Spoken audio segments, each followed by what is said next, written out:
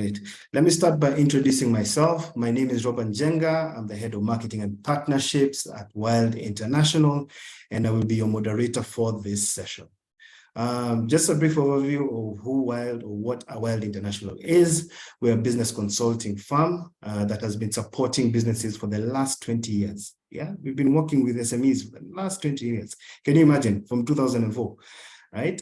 And what we have been doing is essentially helping businesses to grow and scale. We specialize in development and execution of strategy services for businesses of all sizes across all industries. You may have heard of us, you may have not, but we work with SMEs and are very passionate about SMEs. We're also members of an organization called the Sandbox, spelled SNDBX. You shall see how it is spelled in the chat. Sometimes people get a little bit confused how to spell that. And basically, it's a collection of over 33 or over 35 actually experts who are all geared towards providing support to SMEs.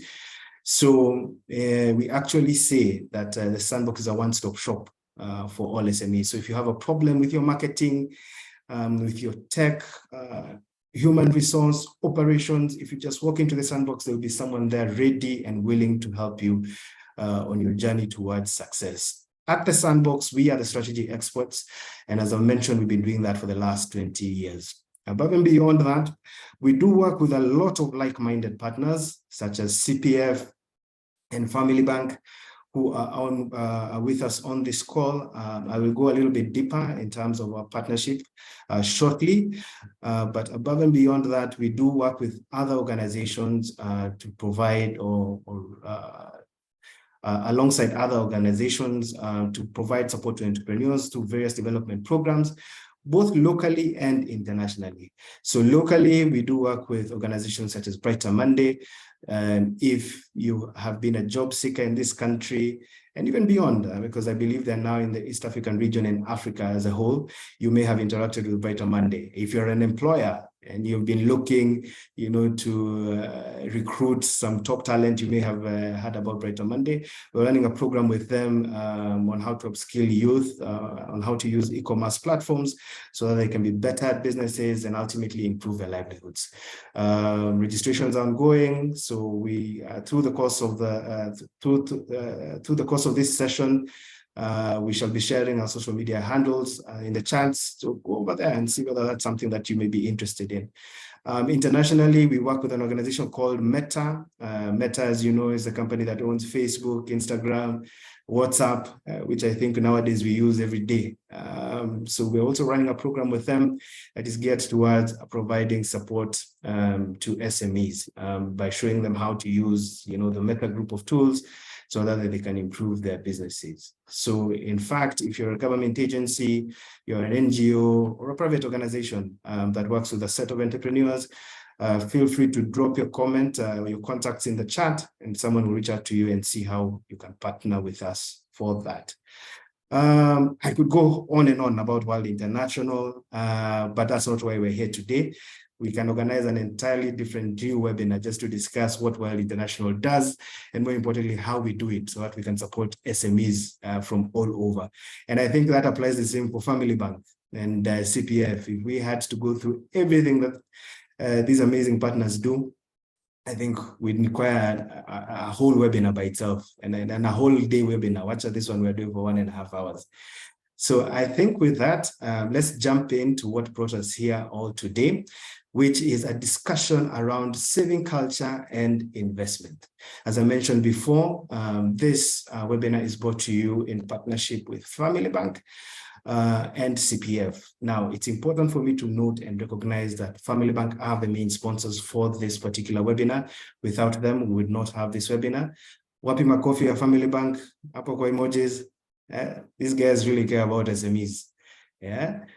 So Family Bank are the main sponsors for this event. As I mentioned, without them, there would be no event. So asanteni sana Family Bank. We're also joined by CPF. CPF are the subject matter experts for today, right? If you know anything or if you want to know anything about savings and investments, I think you know by now, you may have known by now that CPF are the go-to guys. And they have been so gracious with us to partner with us on this webinar. So those are our two key partners for this webinar. So, as I mentioned, why are we here? I think it goes without saying that if you are Kenyan living in Kenya over the past few months, or even let me say a year, life has gotten really, really tough. I think every day, even when I walk into the office, there's always some whisper, always some discussion that you're joining in about, you know, how life has become so difficult, right? Fuel prices have gone up, right? I'm sure some of you are feeling the pain. If you're in the transport industry, you're calling your clients, you have a business in transportation, you're calling your clients, you're telling them to deliver to a certain point, point A to point B is now 2 times the cost. They're like, you're pana, wacha nitafikiria. That's quite a challenge for SMEs. Deductions have gone up. If you're an employer, you have a business, you know, there are a couple of deductions that have been introduced recently. Yeah. How is that affecting your business? You hadn't planned for that maybe at the beginning of the year, right? You all know the currency is not doing well, right? The dollar, I think, it has been on the rise and the highest it's ever been this year, right? So if you're importing goods from the US, from China, Turkey, you know, it can be quite a challenge. And ultimately, you have to pass on those costs to your customers who are also suffering. So in a nutshell, there's a lot happening, not just for individuals, but SMEs, who are the people who drive our economy. So it begs the question, with all this happening, how do you save? How do you actually get an opportunity to save? Because savings is what ultimately will determine whether that suffering will be short-term or long-term, right? If you have a bit of savings, you can suffer for a bit, and then ahead, there's some light at the end of the tunnel. Yeah? And more importantly, if you are saving, are those savings building your wealth? Are those savings in the right place? Are those savings maturing? Yeah, I think yesterday, this is part of a webinar series that we were conducting, and we had another session yesterday. Yeah, and there was a discussion around where can you put your money so that it gets pregnant and it's giving babies and giving birth to more and more and more money. So those are the things we'll be talking about today. For SMEs, what options are available to you? So just to go a bit into detail in terms of what we'll be discussing, we'll be talking about life mapping. You know, when you look at your 5, 10, 20-year plan, how do you intend to achieve the goals that you have set for yourself financially? And do you have a clear plan to get there? What are the common savings mistakes that people make? I don't save because I don't make enough money. We've all said that to ourselves. Ama I will save when my business improves, biashara ikiwa mzuri, nitaanza kusave, right? Building wealth through different investments. Is your money under the mattress? Yesterday, I saw something on the news that there's a member of parliament who is looking to fine people who are hoarding dollars. Are you one of those people who's storing dollars under your mattress? Tell us in the comment section, because you could be liable to a fine of almost 10 million, right? So we'll be discussing all these issues and trying to see what are the best options for you. And hopefully by the end of the webinar, you'll have a holistic analysis of your savings and investments, and you'll be able to measure, to start to look at the options that are available to you for building wealth. I want to take you through now the structure for this particular webinar. As I mentioned, we do have quite an engaging and insightful session prepared for you this morning. As I mentioned, Family Bank are the main sponsors for this event. As such, we shall be giving them an opportunity to give us some opening remarks. Tell us a little bit more as to what they do, what they're doing for Customer Service Week, among other things. After that, we'll jump into the main session, which will be conducted by CPF, which will be about 40 minutes or so. We shall have a break in between to allow you to stretch your legs. Finally, we'll also have some Q&A session to answer any and all of your questions. And then we shall close with some closing remarks from Family Bank. So without further ado, I would like us to move to the first section of our program, which are the opening remarks from Family Bank. But before I do that, I want you to get a good understanding. When I say Family Bank, I'm not joking. I want you to get a good understanding as to why They are so excellent at customer experience and customer service. Joined with us here today, we are joined by Joyce Nyawera. Joyce Nyawera is the head of customer excellence at Family Bank. She's essentially the person who is in charge of making sure that, you know, everything, whatever experiences that you have with Family Bank, they go on smoothly as possible to ensure that you keep on coming back to them. We shall also hear from Daniel Azenga, who's the head of SME banking and asset finance. So who is Joyce Nyawera? I want to quickly walk you through her bio so that you understand if this is the person who's behind customer excellence in Family Bank, you'll get a very good understanding as to why they are one of the best, if not the best. So as the head of customer excellence in Family Banking, Joyce is responsible for the delivery of the bank's customer excellence strategy that seeks to foster a culture of customer centricism and service excellence to support the bank's vision of growth to be a tier 1 bank.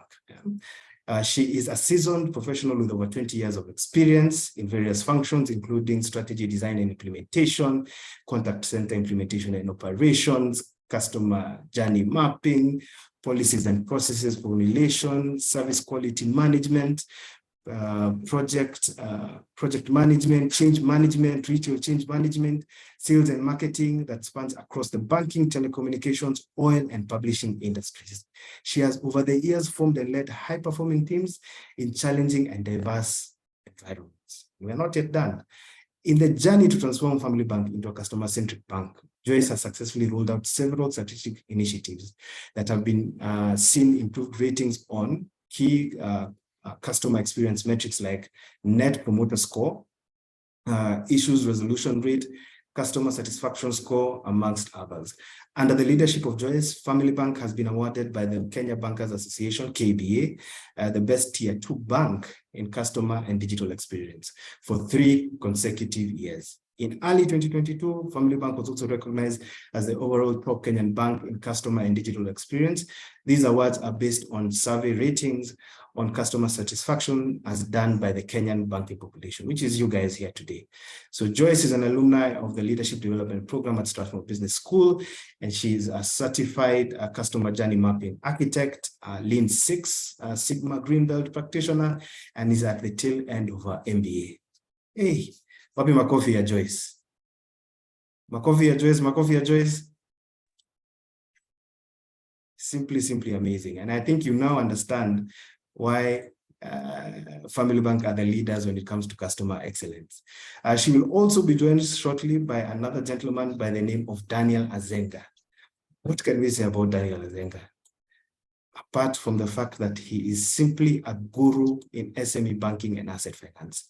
So Daniel Azenga is the head of SME banking and asset finance at Family Bank. In fact, I think it's a safe assumption to say that over the last 10 years, if you've needed any form of asset financing in Kenya for any medium or big projects, it is likely that Daniel Azenga has had a hand in it. Daniel holds a bachelor's degree in finance and project management from Strathmore University and has obtained a professional certificate in senior management development from Strathmore Business School.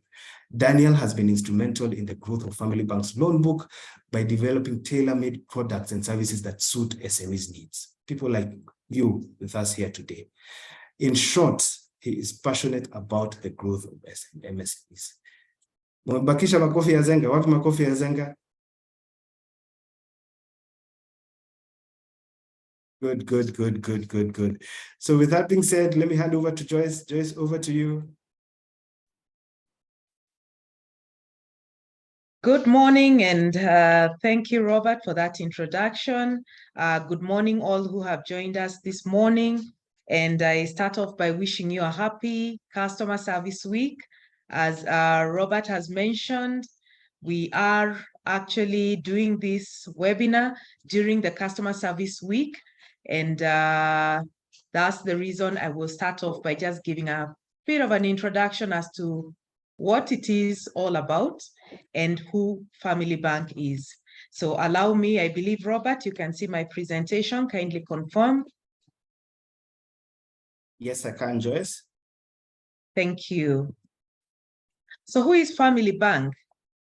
In a glance, I can say that our origins We started off in 1984, founded by the visionary entrepreneur, Mr. T.K. Moya, who has been awarded the EBS. This is Elder of the Order of the Burning Spear, and was awarded by the late President Mwai Kibaki. Family Bank became a fully fledged commercial bank in the month of May 2007. We currently have a branch network of 93 branches spread across 32 counties in the country, and with over 140 ATMs. Our customer base is 900,000 plus customers. We have an agency banking network, which essentially seeks to bring services closer to the people, even where we do not have branch representation. So we do have over 6,000 agents out there, and they are branded PesaPap agents. We also have merchants, and with the merchants, we are providing businesses with payment collection solutions. We have the Lipana family, better known as LNF. We have the pay bills as well as the PDQ services. With this, we have provided these particular solutions to over 50,000 merchants across the country. Our employee base is 1,500 plus, and this is a team of highly talented people. The bank is very keen on investing in continuous upskilling of its workforce, and these are the men and women that serve you on a day-to-day basis and interact with you. You meet many of them, but there are also many of them in the back end who support the frontliners that you may not even know about or actually know in person. Then we have provided an array of digital financial services. Of course, the very well-known one, and which many of us are interacting with, I believe, is the PesaPap mobile banking. And I might mention at this point that this was the first mobile banking platform to be launched in this country. So the idea behind this is to bring convenience to you, and ensure that wherever you are at your convenience, you don't have to come to our branches. You can actually be interacting on our PesaPap mobile banking.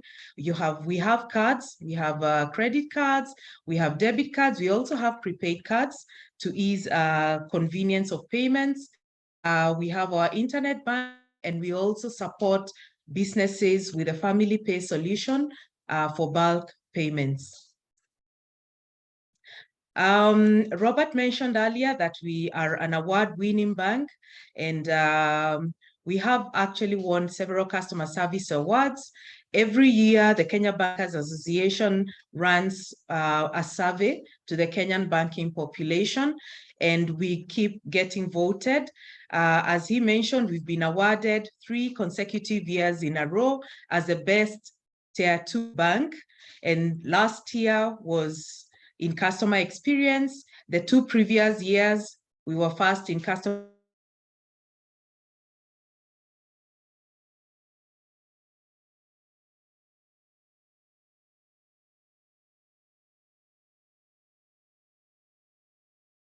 in 2021, we were top in this category as well. We led as the best bank in Kenya on customer responsiveness and digital experience, and we took 2nd position. The left here is our MD and CEO, Rebecca Mbidi, receiving an award from the Kenya Bankers Association MD, Dr. Habil Olaka. So that is another picture of some of us receiving the most recent award that we got from Kenya Bankers Association. So this year, we are celebrating our customer service week.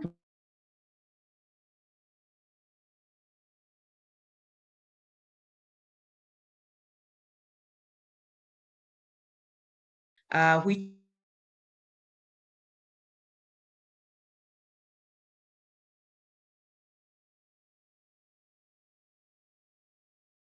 of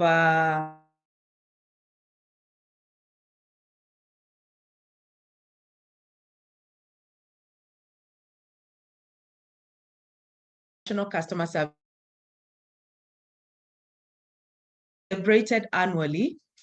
across the globe every first full week of the month of October. And that means for this year, we started off on Monday, which was 2nd of October, and these will be running till the end of this week. Why do we celebrate? It really does help us reinforce our commitment to offer our customers exceptional customer service and essentially foster a customer-centric culture. So every year I've mentioned, we are guided. We have two themes, the global one as well as the Kenyan theme. So just to dive a little bit into what customer experience agility is all about. Essentially, what we are trying to do is make sure that we are highly responsive to our customer needs. And we know that customer needs are ever changing.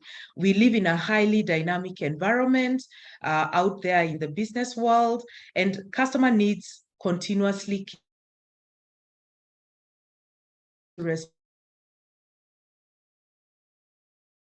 are trying to kind of bring to the fore when we talk about agility. You will note that we are keen on getting insights from customers. We want customers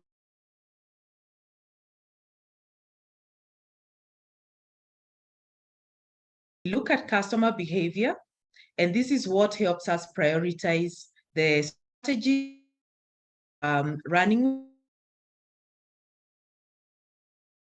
to automate. One key thing I might mention, and the fact that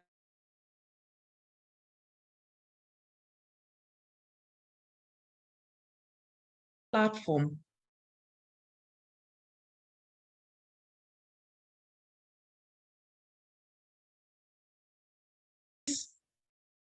as customers and desires. So with this, I might mention that this particular webinar that we are in and the webinars that will be running in the bank, they're highly informed by the feedback that we've received from you, our customers. And one key thing that, of course, has stood out is that awareness. So this webinar is part of this through our partners, World International and CPF. Robert mentioned that at the very beginning. So I will, this is just what's happening across the branch network. In you all, celebrating the Customer Service Week. Check for a branch, Family Bank branch that is near you, and feel free to go in there and join us in the various celebrations. Every day we are having something going on for the customers. This is what has so far happened within this week across the branches. So karibuni sana to all our branches, and let's celebrate you as we celebrate this Customer Service Week. So I would want to finish off with a message from our MD and CEO, and I will read it to you. On behalf of the Board of Directors, Management, and Family Bank team, I would like to take this opportunity to thank you for choosing us as your preferred banking partner. Your continued support is a cornerstone of our success. Thank you for being the biggest part of our family since 1984. Our promise to you, our customers, is to remain focused on continuous evolution to ensure that we sustain world-class customer experience. Happy Customer Service Week, signed off by Rebecca Mbithi, our MD and CEO at Family Bank Limited. So we do have our contacts that will be shared on the chat as well. You may want to take them down. If you need to reach out to us with any inquiries, any comments, compliments, queries, complaints, we are happy to receive that. And we have various ways that you can reach us. So kindly take a note of that. These will be put out on the chat so that then you can pick that for yourself.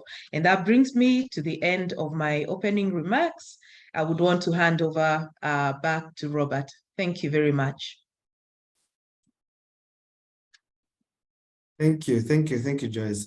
I think people can get a good understanding in terms of everything that Family Bank does to support the customer service experience until you made that presentation, and they could see that there's so much that you guys are doing on the back end just to ensure that the experience is always seamless and is always memorable. So thank you so much, Joyce, for leading that team.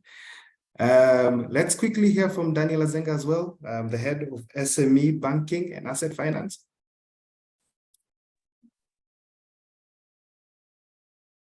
Good. Our key guests for today, our esteemed customers, the business community logged in today. Ladies and gentlemen, good morning. I must begin by thanking each and every Family Bank customer and new to business customer present here for taking time to converge with us.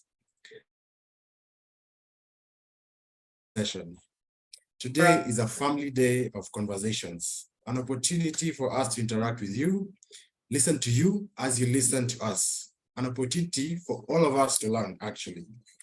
As a bank, we are cognizant of the ever-changing business landscape, especially in the bustling business environment. And as such, we've been very deliberate in diversifying and tailor-making our products across every business. We have made every effort to support you as you seek to keep up with this changing business environment. And we ask, so how are we doing this?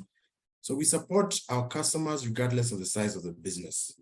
Businesses in auto spares, boda, mama mboga, cereals, electronics, building and construction, hawkers wear, household items, transport and hospitality, just to name a few of all the businesses that we're supporting.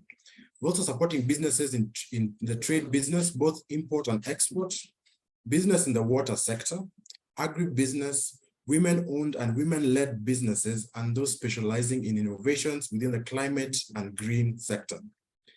The financial support is evident through the growth of our loan book, which increased to Kenya shillings 84.7 billion in the first half of this year, and that's pretty remarkable. In addition to access to credit, we're also providing technical assistance for the sustainability of your business. And I think that's very, very critical. So ladies and gentlemen, we're more than a bank. We are a family. We'd like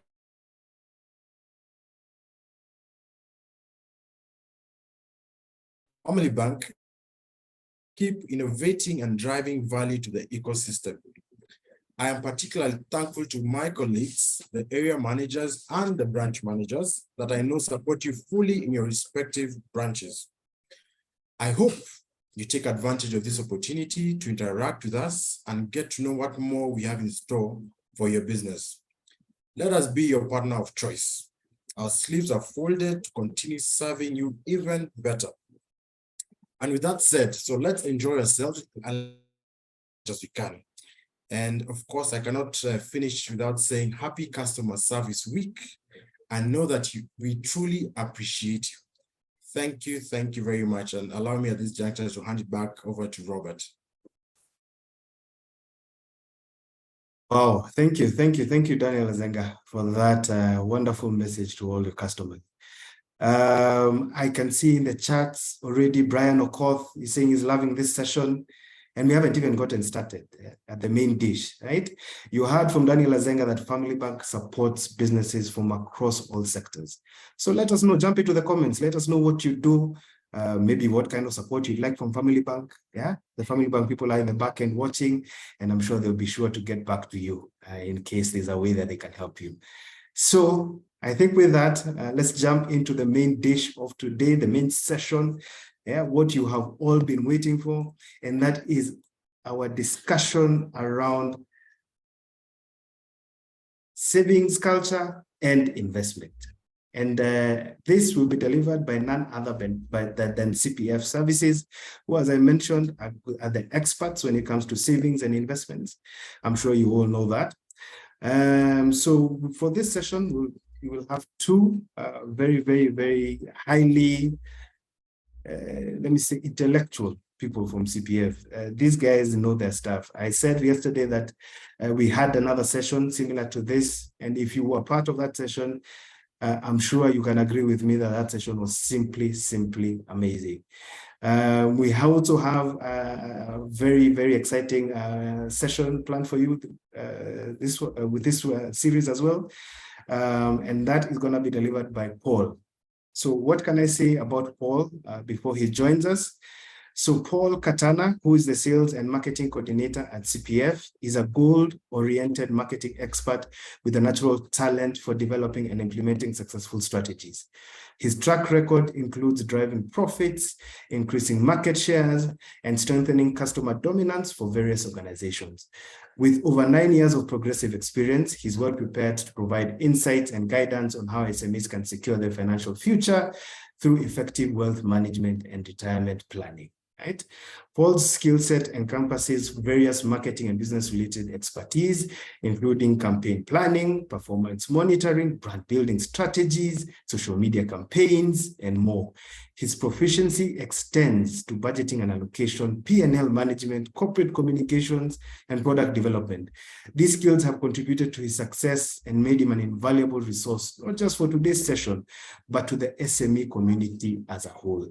As the Sales and Marketing Coordinator at CPF Financial Services, he plays a pivotal role in boosting sales and profits, training sales teams, and enhancing product presentations. Wapi makofi ya Paul?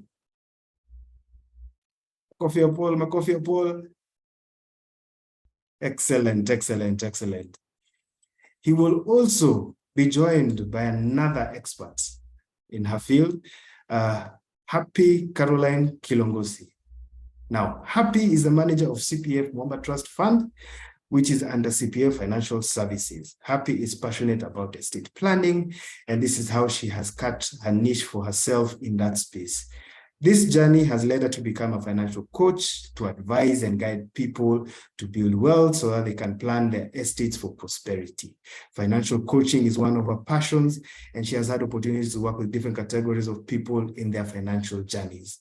She's also a governance professional and enjoys assisting organizations to assess their good corporate practices, including families, which are the smallest units of an organization. She's a seasoned expert in working with corporates in matters of corporate governance and has consulted widely in that space. So you can see we have some highly experienced experts who are going to work with us through this session this morning. So without further ado, let me hand over the stage to Paul to walk us through who are CPF and, more importantly, how they can help us with our savings culture and investments. Paul, karibu sana. Thank you, Robert. Can you hear me? Loud and clear, Paul. Thank you. And thank you to the community at large. Thank you to Family Bank, and thank you to the team for joining us today. As you've heard, my name is Paul Katana from CPF Group. I'm excited to be here and to be able to share with you in terms of how can you be able to save, what options are there in terms of investments, and ready to make you scale up to become better than what you are today. So quickly, I'll just do a diving in terms of the best place to always start is understanding who are we. Who is a company that has been built over a 90 years experience in terms of scheme administration of pensions. With our oldest scheme called Lab Trust, we manage schemes across for both private and individuals, and within that particular space, we have several schemes that are available for both the individual and also that are available for corporates. So anyone can be able to join, and anyone can be able to save, and we can be able to take care of them. We have also diversified in terms of solutions, and we're in spaces. We provide medical insurance. We're in the insurance space. We're in the property space. We're in the property space. We are in the infrastructure and technology space. We provide some lending solutions. We are in asset management, and key among them, we also have started our baby, which is the Mwamba Trust Fund, which is also one of the things that we discuss in terms of how to protect your wealth and also protect your estate. Thank you. Happy. Next. I will go directly in terms of how to discuss our next session. And basically on this session, we'll take a dive into, for us to be able to successfully be able to save for ourselves. And I'll start off by a quote by Socrates that says, "The unexamined life is not worth living." You actually cannot talk about savings, or you cannot actually talk about investments if you do not know yourself. If you do not know where you're going or what you want to be. Even when you're starting your business, even when you are starting your career path, you just need to know where exactly and who exactly are you. And on this session, we'll take a dive in terms of when you're looking at the lifestyle mapping in terms of growth. We're looking at individuals when we are saying individuals at various stages of life will exhibit the same characteristics when it comes to finance, and I'll be able to showcase in terms of how that one happens. And we'll also attempt to map out our incomes and investments characteristics. How do we carry out our incomes and investments by just looking at our in terms of who we are and how do we carry out our investments, and how do we map out our incomes. I know the ultimate goal of every individual is to attain financial independence, and that is what we aim for. So quickly, in terms of the teams as we're here, I will wish you to take a minute and take a paper, if you have a paper, and indicate these items. So you can start first. How old are you? Are you employed? What is your gender? What business are you in? Or what business do you wish to start? Why do you start the business? Does your business pay your salary? Do you have a retirement plan? And does your partner, spouse, or family know about your business? So have you been able to capture that? How old are you? Are you employed? What's your gender? What business are you in? Why did you start the business? Does your business pay your salary?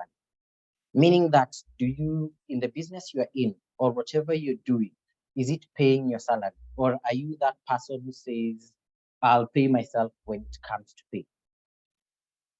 Yeah. What is your retirement plan? Do you have an exit plan for your business? Do you have an exit plan as an individual? What plan are you coming up with so that you can be able to do that? The other thing is, does your partner, your spouse, your family know that? So when you look at how exactly in terms of incomes, how we look at incomes across the board, you can be able to see there as you're showcasing. In most cases, most of us, if you look at in terms of the ages that we live in, and basing on the questions that we asked earlier, most of us at the ages of 23 to 33, most of us have started working. And it's usually, or when we're starting most of our businesses, we usually say those are the times that we call the brokest years. At this particular point, you'll always see that you do not have money. At 2023, everyone, even your family, your friends, your brothers and your sisters, when you ask them at this age, they're always saying, I do not have money. And it's also at this particular time that most of us pick up our first businesses. We are in our first jobs, but our incomes are low, but they are growing. When you get to the ages of 33 to 45, our incomes have grown, which we call the middle bracket. If you started our business as early as 23 to 33, then we started seeing that we are starting becoming more productive. You see most of the people that are there, they have started stepping in their mid-level management. They are getting, you have more experiences in terms of what is there. And that's where the adage usually comes. Life begins at around 40. You're starting a family, you're doing A, B, C, D. You keep on talking about everything that you need to do. By 45 to 55, you are almost, you see from across one who has started early at 23, or they are here at 45 to 55, you see most of them, they have attained their best in terms of what they can be able to do. And they're the peak of their careers, they're the peak of their businesses. Look at our friends, look at our families, look at anyone who's there. You'll be able to see that at this particular age, they're there. And most of the times you even hear in terms of how they're able to take care of their things. Between 55 to 60, most of us, if you've taken a good journey, you'll be able to start thinking of your incomes are stable. You have been able to invest in starting having passive income, which my colleague will take you through in terms of understanding passive and needed income. Their salaries are still high because they're almost at the exit point. By the time when they get, and it's this particular point when we say that retirement is due, that's when most of them are now stepping out of their businesses and they're starting now to sit in and start working and enjoying the investments that they have. That is how you usually look at the incomes that are growing. On the next phase, as we are discussing, you will be able to happy the next slide, please. As we are there, you can be able to see in terms of also the culture of in terms of how we carry out our savings and investments.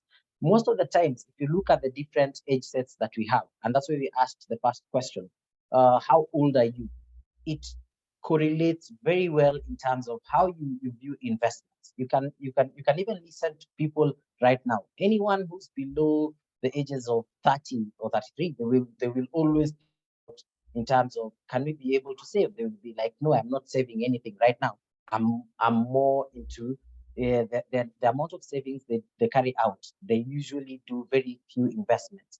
And then they can also, and in terms of the investments that they pick, they usually pick very risky investments. They want to, the inclination is more in terms of enjoying of life. Now, I got my first job, or I got my first paycheck, I got my first tender. What exactly do I do with this money? The first thing is, do I need what we usually say, quote unquote, patia mwili pole at this particular age? That is what they do. There's no, and even if they're going to go into investment, they usually pick very high risk investments in terms of what they want to pick up. So they'll be they want quick gains. They want to, they can make a loss very fast and rise again very, very fast. By the times they get to the ages of 30 to 45, you see in terms of how they look at the investment. And these ones you will be able to attest in terms of the different individuals as you interact with them. Even you where you sit, you'll always starting thinking in terms of what exactly can I be investing in. You'll see that most people at this particular time, they usually rush to get into what we call fashion stocks. This age, you'll see everyone is rushing. Like right now, you'll see everyone is buying, let's say they're in money markets. It's also at this age that most individuals, whatever opportunity rises in terms of people are talking very well. Like right now, everyone is talking about Bitcoin. Everyone is talking about crypto. Everyone is talking about Forex trading. You'll find that majority of these individuals are involved in these stocks. So they usually take high risk and prone to fashion stocks. What we say when you say fashion stocks, these are things that automatically, because everyone is doing it, I'm doing it. And it's because of, and most of the time, these are the groups that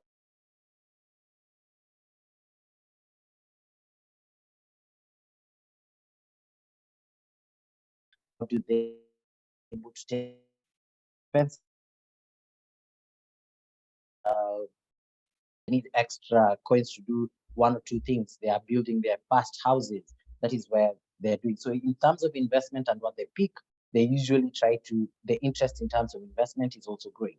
At the point of 45 to 55, if you haven't done in terms of savings or they haven't picked up savings, you will realize they're also in terms of in terms of how they take their risk. What businesses are they involved in? At this age is what we call the regret age. They are always in terms of they do not have, to be honest. Sometimes if somebody has not there, they keep on regretting that, oh, I did not take that stock. I did not participate earlier in doing my in putting more in my business. If it is career-wise, did they go to school? Did they prepare themselves? Because the scary thing is right now, I know that at this time, it's my sunset years. How do I go about in terms of the energies I've reduced? Most of the times, this is the ages that you hear most of them talking about. I have high blood pressure because the body is giving in. They tell you they cannot walk far distances. It is a lot of, but in terms of savings, they also do a lot of savings for themselves. And they usually, and if somebody is at this age, if you look at them, they did investment in their 33 to 45 years. Most of them have started building up their passive incomes. You'll hear that my side hustle is bringing for me this much. At the ages of 55 to 60, if somebody picked up, if you see in terms of how they're doing the investments, most of them are reducing in terms of their investments, in terms of, because they are moderate in terms of how they carry out the investment. They are more into now, can I be able to unlock my investments that I had to be able to enjoy it. If somebody has picked up a mortgage, you'll find out their final phase of paying up their mortgage. If they have picked up in terms of what is it called? The children have gone to school. Now they are finishing school. So most of the times it's a bit of relaxation. But also it is also at this particular point that most people, that is when anxiety starts setting in. Did you have a home if you did not have one? They are quick to see. You see that they're not settled because maybe I did not construct my home in time. Maybe I started my family and I do not. Maybe the family, that's when at that particular point, most of the children, maybe now they're getting to the early, maybe they're getting into their secondary education or such. So you're looking at education is expensive. How do I take care of these things? So some of these things that and insecurity start developing about whatever they're doing. If they take investments at this, the investments, if you talk to them about investments at this particular time, they usually take investments that they're very, very secure. They do not want to push their money to investments. So they are quite low risk takers in terms of at this particular stage. At age 60, it's all about enjoying life. It's all about going for holiday. And this is maybe a poser to the questions to even the individuals who are here. Do you go on holiday or do you go on holiday? You need to ask yourself that question. Do you go on holiday or do you go for holiday? What exactly happens in your life? And going on holiday, si kwenda ushago. Or when you go on leave, you go and stay. Do you go on holiday? Do you say you can be able to take care? So most of the times when you get to this particular age at 60, most of the times it's a time when you're enjoying what you had saved in terms of whatever you had inputted earlier in advance. So in terms of businesses at this age, it's very hard. It's most of the times it's very hard for you to get into business, and you see most of them will rush to get to business because maybe they did not protect in terms of that. Because if you're at age of 60, that's when you're trying to get into a business, you'll find that it's very hard to run at the pace in terms of what exactly is, because changing of technologies, most of the people, they don't want to accept technology, they don't want to accept at this particular age. So you'll see that in terms of investments that they pick, they usually, if they're not guided well, they pick up investments that they want to make also a quick win or a quick back, and most of the times they end up putting up investments that they are not sure about there. In terms of risk, they do not go for very high risk in terms of that, and you can be able to attest in terms of how people are. The next slide. So if you can see even from studies that were there, this is from the Finance MSE tracker that was how people invest, whether they're male or female, and in terms they've done in terms of how they carry out their investment based on size, sex, and age in terms of what the businesses are looking at.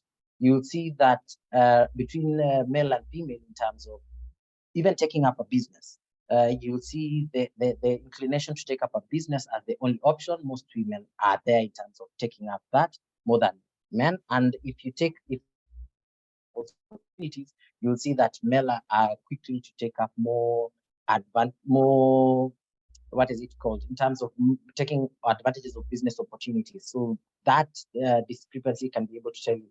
And to gain financial independence, there's more focus, a little bit of, it is almost balanced in terms of what they're focused in terms of how they carry out. Why am I saving, or why am I carrying out investment at that particular stage for both male and female? So you can see the balance is there. But as you grow in, you will see that when between the ages of 18 to 25, also the percentages usually vary in terms of how people take up business opportunities, and also what they look at in terms of investment, and at what level of investment they can be able to pick up at that particular stage of their life. If you look at 36 and above, by that stage, when they get to that particular stage, you'll always see that this is how they go on in terms of who's there. As earlier I mentioned, it is always to gain financial independence. But and I think and that is within that particular sector. The number of employees in terms of what is there. So maybe as you're looking at yourself, we can move to the next slide, please. As you look at yourself, the question when we start looking at ourselves determines in terms of how exactly are you able to invest, where exactly are you able to invest, and how are you taking care of yourself. So I know it's more of a gospel of you. You are the person, how do you make you grow? And by self-assessing, you need to do a quick self-assessment. The question is, do you live paycheck to paycheck? And if you are somebody who's employed, how do you plan yourself? So answer that one and say yes or no. And if it is such, then we get to this is one of the major red flags that is there. Do you borrow loans to pay other loans? Yes, you picked up, is it a yes or a no? Do you pick up Mshwari to pay Timiza? Do you pick up Hustler to pay Fuliza? Or what are you doing in terms of that? Taking from one pocket to another, is that your lifestyle that you're living today? Are you taking up a loan to pay another loan? What exactly are you doing? The other question that you need to ask yourself, are you unable to pay bills? That is food, rent, fees, utilities, transport on time. The word is on time. It's not that you cannot be able to pay. Can you be able to pay it on time? The other thing is, do you have an emergency fund? Even for the business, does it have an emergency fund to sustain it? In terms of shocks, if there's a shock today, what exactly is your go-to in terms of your emergency fund? The other thing is, do you get anxiety when discussing money? Are you that person when you start talking about money, you're already fidgeting? You don't know what exactly has happened. You get panic attacks. I don't know what my next thing is going to be when you're discussing money. You're already afraid in terms of discussion of money. What kind of person are you? Yeah. And the other thing is, we go again until to the family. Is debt affecting your relationships? In terms of employment, in terms of friendships, in terms of marriage, in terms of your faith? Are you able to go to church? Are you able to go to the mosque? Are you able to go to prayer? Or what exactly is happening? Is your marriage being sustained? Relationships with your friends, are they at this particular point? If 90% of your answers have been putting yes, it's high time you start having an honest conversation with yourself. What is your next move? If you look at, and when you look at it from that particular perspective, one of the realities that is going to happen to most of us, and sadly to say, most of us, and this is a study that is there, it shows that 1% of all the people that are active by the point of retirement, you'll see that most of them, 1% will be rich. Are you going to be part of the 1% who's going to be rich? Or are you going to be the 12% who will be constantly broke? 29% of you are going to be dead. So what exactly is going to be happening in terms of that? What are you preparing? Are you preparing to live longer than that? What is your retirement plan? Or are you exactly at the age of retirement? And when we say retirement is at the age of 60, will you be that person who will be jumping from one job to another? Sad to say, most of the people who are employed end up at the point of when they finish up their work, and you can see it from our colleagues, and you can see it from other individuals who have left us, that most of them are quick to look for jobs. Somebody, instead of going for holiday, is busy looking for work at the age of retirement so that they can be able to survive. Yeah. So are you going to be part of the statistics to become the 5%?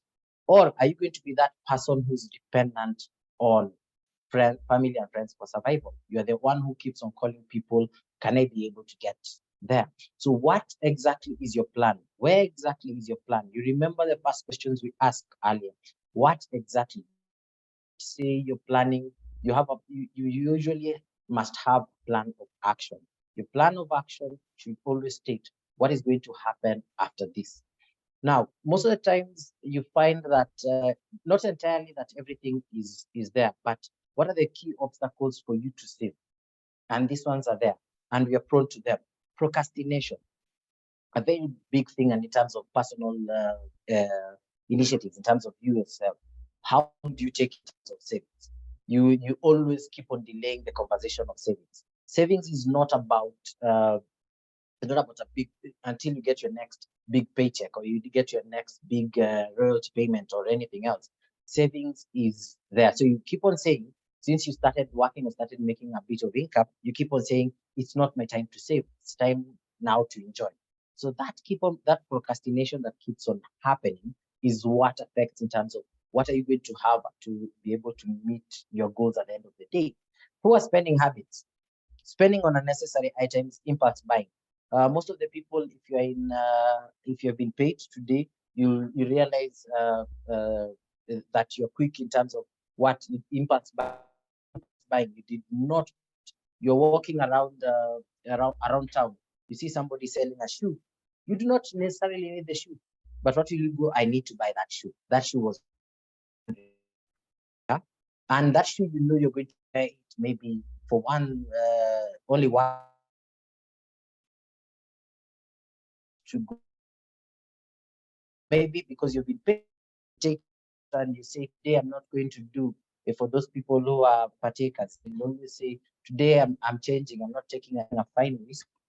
Why changing from that? Because almost you already have money in your pocket, so you want to show, you want to treat yourself in terms of this. So what are your spending habits? Do you have a planned idea in terms of how you are spending habits? Your business has won a big tender today. You've gotten money today. The first thing you're going to go get a big office.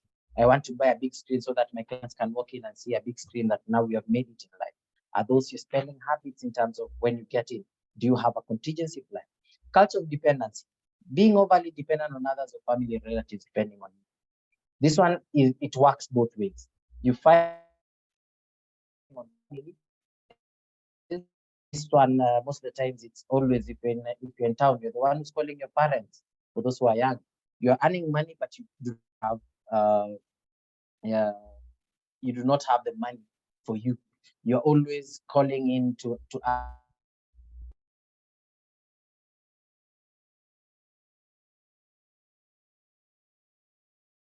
family is the one which is now heavily on you, because your family, everyone, it's more what you call the black tax. So everyone is calling you, hey, I cannot be able to pay school fees, my children are not eating and everything else. It will automatically be able to affect you in terms of that. The other bit in terms of it is what is lack of financial literacy. Do you know money or do you see money? You need to question that. Do you know money or do you understand money? So we need to question and ask ourselves, how long do you know money? Are we able to understand how money works and how can we make money work for us? If your money is not working for you, then there is a problem. You'll be able to name it. So ignorance on money advice and everything else. So at this juncture, I'll open up the session in terms of now, what exactly do we do in terms of how to change your strategy to be able now to become financially independent, or financially in terms of being able to sustain and build your wealth as you grow and you go forward. So before that, Robert, I think we can have some questions from the team, if there are any questions or the types of questions that are there, or we can move to the next session. All right. Thank you, Paul. I think we're all engaged in trying to figure out what character profiles actually fit us and how do we spend, we investing, so quite insightful. I think this is a good time to have a quick break so that we can reflect on everything that Paul has said, and more importantly, stretch your legs a little bit. If you've run out of a bit of coffee, It's a good time to go and refill that cup, some water or some tea. But before we do that, we have a trivia question for you that will be cast shortly. We'd like you to think about it, and then right after the break, let us know what your answers are in the comment section, right before we begin the second session of this presentation. So kindly let's have the question, or the trivia question of the day, go up.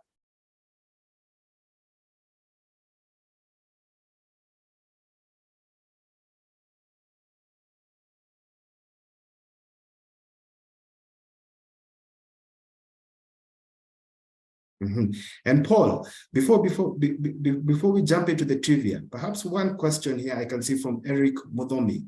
What are these emergency fund schemes? Give us examples and how they work. Just quickly in a few statements, what are these emergency fund schemes, and give us examples of how they work, right before we jump into the trivia question of the day. Paul, you're on mute. Apologies for that. So very lovely question. I would wish to take that one with Happy in terms of now building up, as we discuss later, in terms of the emergency funds that you're putting aside, so that we can be able to get to that, build anticipation towards that. I know it's a very, there'll be different categories that you'll share with the team. If they will appreciate it, you can take it to the next session. Perfect. Yes. All right. So in the meantime, let's get into today's trivia question, which is, what kind of income is generated from assets and or investments? What kind of income is generated from assets and or investments? Head over to the chat section. Let us know what the answer to that question is. Yeah, do you have any assets? Do you have any investments? Right? Let us know the kind of income that you earn from that. What is that called? Right? So let's take a short break. We shall be back at around 11, 2-minute break. Stretch your legs, and then we'll jump we'll start with the trivia session once we jump into the next portion of this webinar.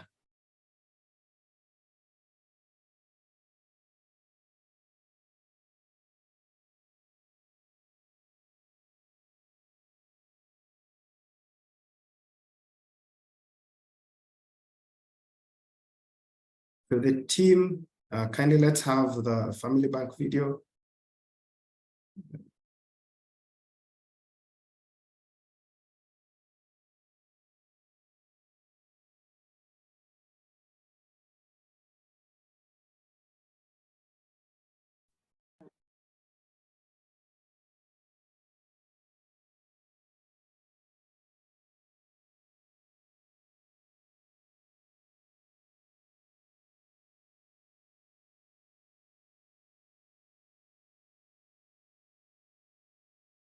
Family Bank, we know that banking is about more than just transactions. It's about building relationships. When you walk through our doors, you're met by a familiar face who knows and understands your financial needs. Our Visa cards are globally accepted and have enhanced security features for safe and secure transactions. At Family Bank, we believe that our customers are part of our family. We guide, we advise, and we grow you. Juu family ni kujengana. Njoo tukujenge. At Family Bank, we know that banking is about more than just transactions. It's about building relationships. When you walk through our doors, you're met by a familiar face who knows and understands your financial needs. Our Visa cards are globally accepted and have enhanced security features for safe and secure transactions. At Family Bank, we know that banking is about more than just transactions. It's about building relationships. When you walk through our doors, you're met by a familiar face who knows and understands your financial needs. Our Visa cards are globally accepted and have enhanced security features for safe and secure transactions. At Family Bank, we believe that our customers are part of our family. We guide, we advise, and we grow you. Juu family ni kujengana. Njoo tukujenge. At Family Bank, we are more than just your bank. We are your friend, your ally, With our internet banking and Pesa Pap, you can transact from anywhere and at any time. Our Mdosi Junior account is specially designed to help parents teach their kids about saving. At Family Bank, we provide excellent quality of service to our customers because at the end of the day, we are not just a bank. We are your family. Njoo tukujenge. At Thank you. I think we can get back to the session.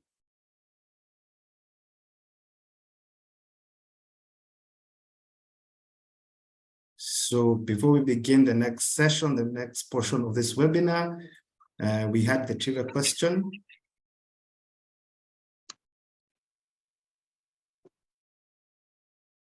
I can see quite a number of good answers. I think we have a highly intellectual audience with us today. I can see George Kashai is saying it's passive income. I can see someone else saying that rebates. George is saying, Geoffrey Getich is saying it's rebates. John Mwangi is saying interest income. A lot of answers. This must be people with assets and investments already, right? So I think with that being said, let me hand over to Happy, where she can let us know the answer to today's trivia question as she takes us through the second portion of this webinar. So Happy, let us know the answer to the question. We are all eagerly waiting to hear. Thank you, Robert, and good morning, everyone. The answer will be in the presentation. So don't log off, just stay tuned, then you will get the answer. So as my colleague has said, we've seen the challenges, how we relate with money, whether we understand money or we just see money and spend it whichever way without a plan. So then how do we get to starting this journey where we get to attain the ultimate goal, which he talked about, that we then attain our financial freedom. So one, we need to start by changing our mindset for invest and spend what is left. So, and broke people spend fast and invest what is left. So you need to change the mindset and embrace saving before you spend. And that saving is not just putting it in the bank, but putting it in a place where it will earn you some money. And I'd like us to listen to this clip, CEO of Centonomy, because today our focus is also addressing the SMEs. Do we do our businesses right, or do we commingle our personal funds with the business? Matters. We have to move away from the self-employment to entrepreneurship. What's the difference? So if you're self-employed, what you make is what you eat. If you're an entrepreneur, you're building a business that generates profit. And this is one of the things when we're training business owners now, and it's a big issue, because even I didn't know this. Jeff, I went to university, and for some reason, this thing passed somewhere along there, where I never understood the fact that if I am a business owner, profit is not my money. If this is the difference between businesses that start in the West and other places. In a business, profit is not your money. If I'm an entrepreneur, I make money from my business in only 3 ways. I either pay myself a salary, so I become a cost to my business. I take a dividend. Now, I know these are terminologies, but it's important for us to understand. Take a dividend, which is not profit. It is a portion of the net profit at the end of the year. And the third way that I make money from my business is if I sell shares in my business. And you're seeing money flowing into this continent like never before. Why? Because this is what you're talking about now. This is the growing continent. Europe has slowed down, China has slowed down, and Asia is slowing down. The West, America has slowed down. What is the growth economy? So why do you think all that money is flowing here? Because they're seeing suddenly people have money in their pocket to buy music, to do all those things. First of all, you have a phone in your pocket. So it is time for us Kenyans to take advantage of that market, because everyone else is looking at it. They're coming here. because they are seeing this is where growth is happening. So if we don't educate ourselves on how our business works, you will continue to complain that all these ideas are coming from Europe and they're repatriating their money. Let's make some money stay here. This is the point. Yes, so as he has said, how do we build wealth? We have all the opportunity, but the challenge that usually most people have is that you don't understand money. You have not learned your money, and it's an issue, money in, money out. Most Kenyans will tell you, yes, I received my money. That shortly have money. Same applies to the employed people. You get paid every end month. You got money, but you said your pocket, your bank account is conveyor belt. You don't get to retain it. So if you're an entrepreneur, how then do you separate your money, your personal money from business money? Mostly is that you commingle the funds. You need to separate the two. The business should be an entity on its own, and you as the business owner should be very different. So as we all know, every business, you have to create the idea. But what I'd like to emphasize here is that for every business that you think about doing, and we get our ideas from many sources, it could be from your talent, you're monetizing your talent. It could be the market, what is trending in the market, or what maybe the expertise that you have. So you start consultancy because of your past experience. It could be you're offering convenience, because we've seen most, the flourishing business, you have to offer some form of convenience. It could be innovation, or it could be you're taking over the family business. Whichever way you make your business idea, disrupt the state. That's number one. And it needs to be cheaper, faster, and better than what is already there. When you look at how taxis used to operate some years back, with the advent of Uber, that has really changed that landscape immensely. When you look at even the way supermarkets nowadays also have delivery services. So why do they do that? It's because you're trying to be better than what the existing competition, you're trying to be a bit cheaper and faster. And cheaper is not necessarily quantum-wise. Are you adding onto the product? A good example would be, if you look at how butcheries used to operate years back, if you went to buy a kilo of meat from a butchery, what would that butcher do?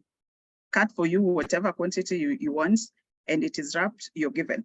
But with time, they shifted to, they chop the meat up for you. Right now, there are those butcheries who chop the meat, and they will give you maybe a tomato or an onion or a bunch of danias for you to go and cook. And you'll find that butchery which does that might be selling their meat maybe 10 or 20 bob higher than the next butchery, but this one has people queuing to buy. So it is not cheap in terms of quantum, but cheap in terms of the value that you've added to the product to make it better. And you also have to find ways of doing providing that service in a faster way. Business plan, we all know, how do you raise money? It should be from your family, from your chama, you could borrow money from the bank. You could, some people use their retirement pension money, but all to up and to don't really have a plan. Then and at the planning stage. So then, as you plan your business, and as I said, I can't emphasize this enough, you need to separate your expenses from your business expenses. That way, then you're able to have a good perspective of how to evaluate the success of your business. And it will give you a good indicator when to quit, because there are times it is wisdom to know when to call it quits. Resilience is something else, persistence and is something else, but you also need to have the wisdom to know when it is time to call it off. So if you separate the two, then that makes it easier. So as you're separating the two expenses, back to you as a business owner. Do you have a portfolio that you call it your retirement plan? Because even if you're running your own business, at some point you're going to retire or take it slow. So when you are not actively involved in your business, how will you take care of your needs at that retirement stage? Will you be able to take care of your basic needs? Do the things that give you dignity? For those who love reading newspapers, for those who love maybe visit spas, would you still be able to do that? Because remember, your active income and that is your salary from your business will have gone down. Are you able to still sustain your family? And the fact that you have retired doesn't mean that you will not be called on to participate in Harambe's WhatsApp contribution groups. You will still be invited to them. So how will you manage that cost? You need to have in your plan or in your money management, how are you going to take care of your medical bills? And most entrepreneurs, this is an area that they forget to address. And these bodies are frail. As you grow older, your body becomes weaker and you're bound to visit the hospital more frequently. So what are your plans for when you stop being actively involved in your business? Are you saving for a post-retirement medical fund? And at CPF, we offer that as one of the solutions. So you need to start paying for that medical cover for your old age when you're still active, such that by the time you retire, no more contributions will be expected from you, but then you'll be able to enjoy medical cover until you transition from this world. If you will still be having children who are in school, how will their fees be paid? Or you're banking on your eldest child to support their siblings. And if life is tough right now, can you imagine you being the source of stress for your children? Emergency fund, this needs to be 3 months of your monthly expenditure. So the question is, do you know how much you spend in a month? Your personal expenses or your family expenses, do you know how much that is? So that have it an equivalent of 3 months minimum. Ideal situation is 8 months. And why 3 months is because the psychiatrists say that when people suffer any traumatic experience, it takes them about 3 months to get out of that, to go through the motions of that, going to either mourn or to just get back to their feet. It takes a minimum at 3 months. So you can imagine if you're healing and you still have money problems on your head, you can see how depression easily can set in. So you need 3 months minimum so that it allows you time to heal peacefully. And by the time you're through with your healing process, at least you're ready to be yourself again and get back to the grind. Insurance, even if you've retired, you still need to pay for your car insurance. For some people, you might be suffering some form of disability. So do you have that insurance? And I always say we need to also plan for our burial, because we all know at one point we all shall transition. It's only that you don't know when. So can we take the first initiative that we make a difference in how we are going to transition from this world, so that we stop institutionalizing begging as a culture, that every time somebody passes on, we have to have a WhatsApp group to contribute for your funeral expenses. Can we plan for it? Can we be the generation that makes that difference? Can you be the person that makes that difference in your family, so that going forward, this thing of unnecessary harambes really gets down? Because I am sure most of you, if not all, that is a fatigue of those contributions. Let us contribute for genuine things, like when someone is sick, because that is different. Or things which actually make sense, but not things we know will definitely happen. Otherwise, why did God give us a brain if we are not utilizing it properly? Home ownership, will you be done with your mortgage, or is that the time you're planning to build? And good counsel with matters investments, it dictates that this is at your retirement, that is not the age to build a house, because you're no longer expecting high income at that stage. So building a house at that point is not being very wise. And as the saying goes, all play with no work makes Jack a dull boy. So how do you plan for your philanthropy activities? And it is said you cannot give from what you don't have. You cannot give from an empty cup. So you need to plan so that you have money that you can spend on charity, money that you can spend on foundations. What is your bucket list? What does it contain? How much does it cost? When do you want to realize it? You need to plan in that way so that if you want to visit the Maldives, by when, how much do you think it's gonna cost you? Transport-wise, accommodation-wise, the activities you want to get in to participate in while you're there. How much, in terms of cost, how does that look like?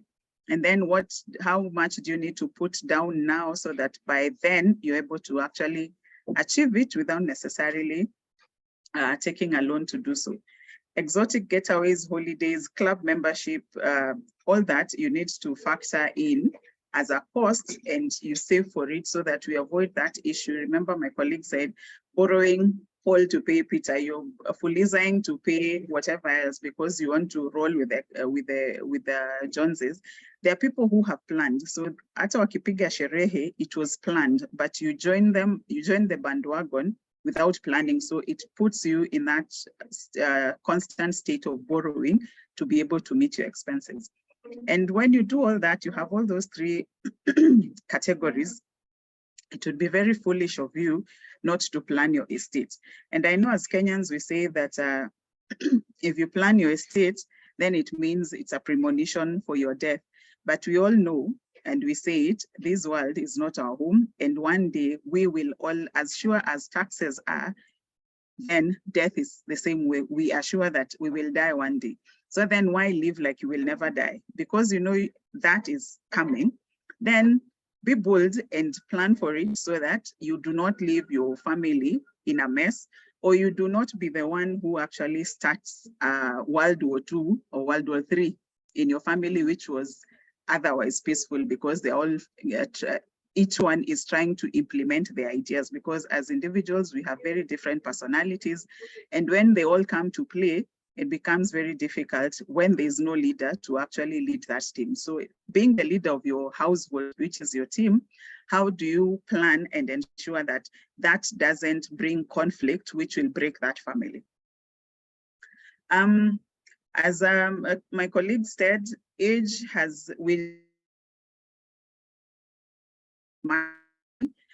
what I'd like to point out here is that for every action, there's a corresponding consequence. So in your 30s, that is where most financial mistakes happen.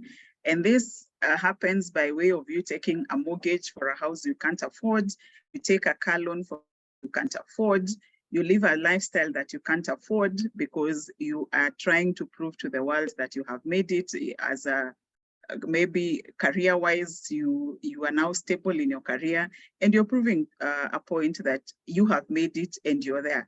So those mistakes, that financial mistakes that you do in your 30s, will play into your 40s. And when research has also shown that from age 40, reality is now evident. You actually see that, yeah, you're almost, your results, and you have a lot of heavy family obligations. Most likely you started a family, they're not yet through with education.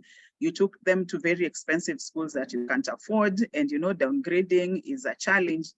So that makes you very highly prone to corruption. And when you look at most corrupt individuals, majority will be age 40 and above. It is because you're playing catch up.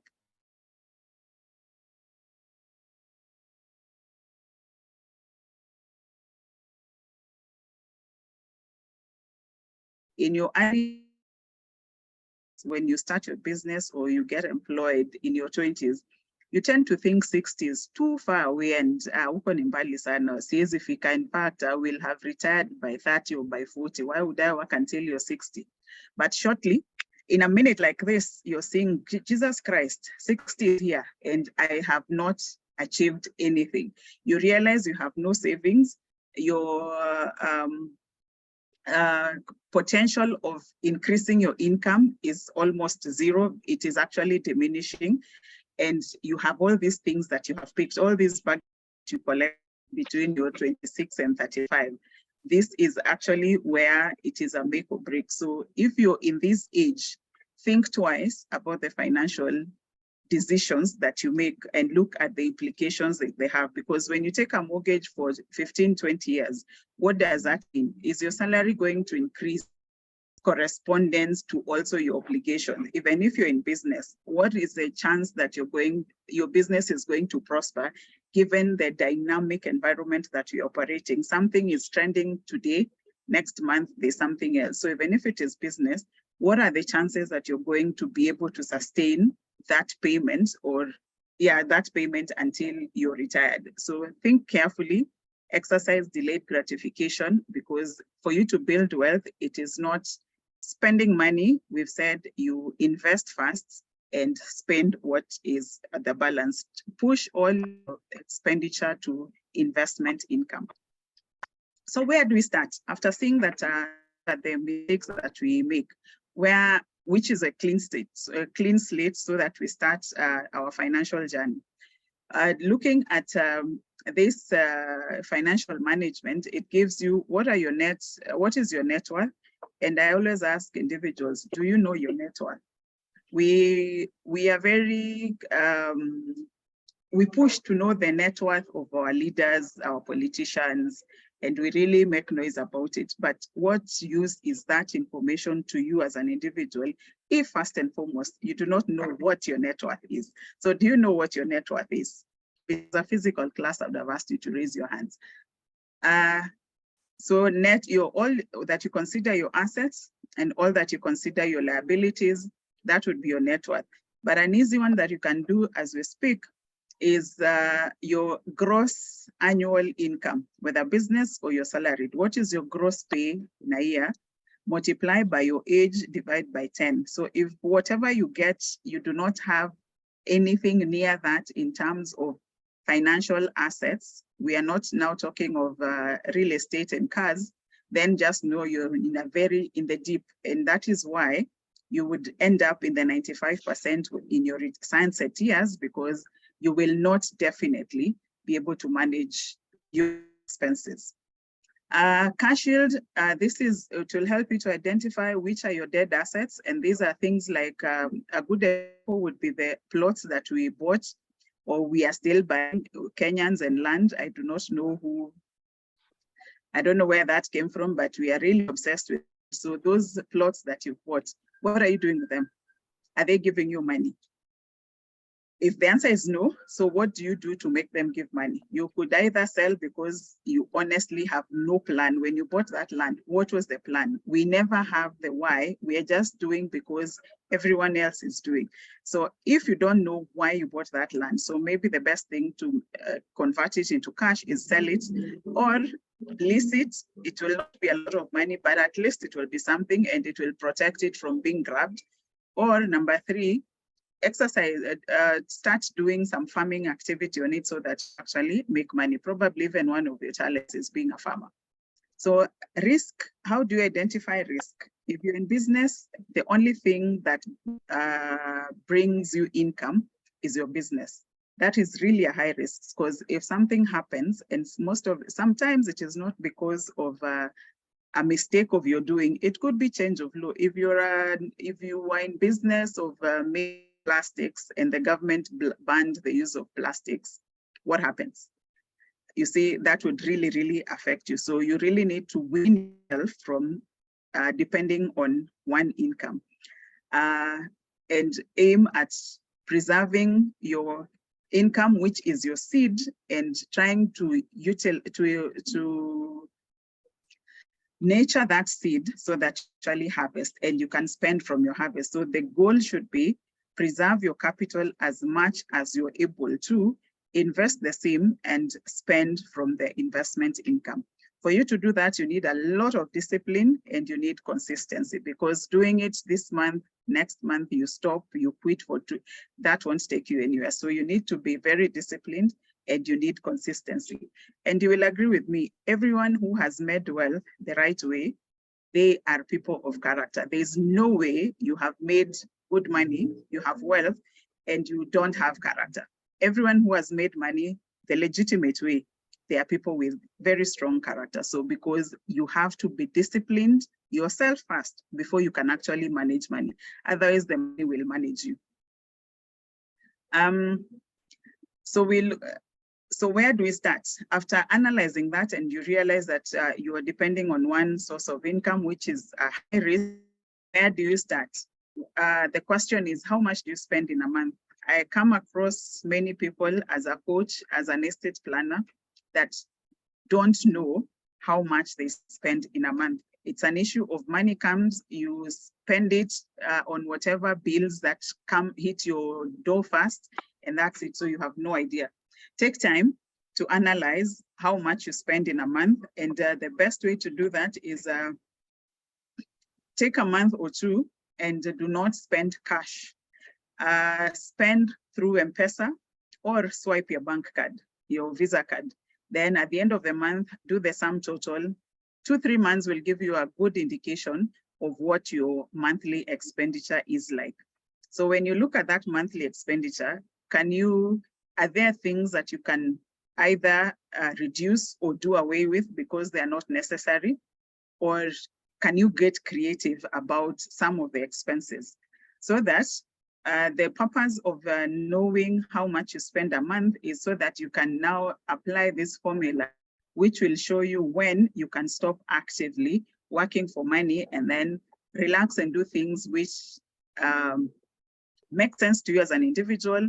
Or you can start your charity foundation because you're not really dependent on, you're not looking for money to survive. You're doing things which have value or have meaning in your personal life. So the formula is like this. For instance, if your monthly expenses is 80,000, your annual will be 80 times 12, which gives you 960,000. So you multiply that by 25. So 25 is the formula, which then gives you 24 million. And I know most people would, their jaws are dropped. Like, how the hell do you expect me to hit 24 million?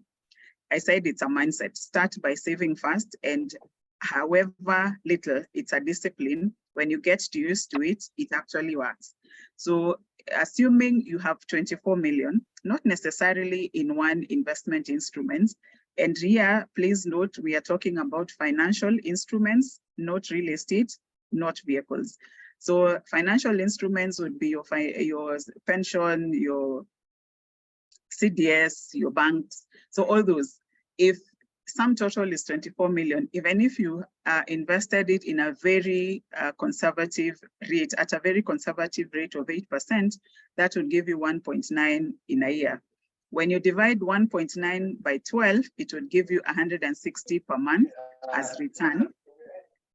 And looking at that return, it double what you spend in a month. So when you hit, this shows you, when you hit that 24 million, you do not necessarily need to actively work for money, but you can work if it is a job you enjoy, or you can now do other things that you have always wanted to do, because irrespective of whatever happens, you do not, your lifestyle is guaranteed, it is secured. So this is how to tell when to take it slow. And because most of our lives, it looks like this. We keep on the grind. We don't know when to stop. There are those people we know that they have a lot of wealth, but they are still really working hard. They actually do not have a life because they're chasing the money every day.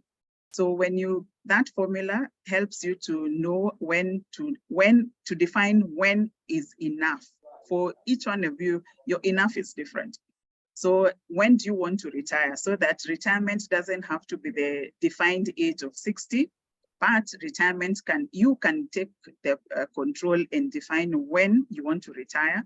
And then, and when you retire early, you've actually purchased freedom. You've attained your freedom, because employment or business sometimes can be a form of, it doesn't give you the freedom you need to do other things that you would actually have wanted to do. As an entrepreneur, it helps you to separate your business expenses, or separate the business, the money for the business, and your personal money. When we look at our entrepreneurs, even at any place that you are, the shop that is there or the business that is there, if it is run by a Kenyan, and a Kenyan, you know, not Asians, the other, you know what I mean, how many times has that business changed?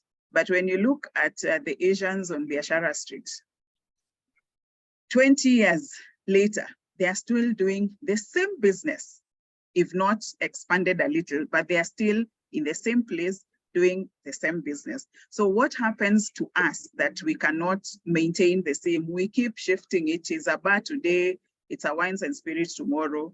Next year, it is a chemist. The other year, it's a grocery. It's like a small supermarket. What happens to us that we can't stick in one business for that long?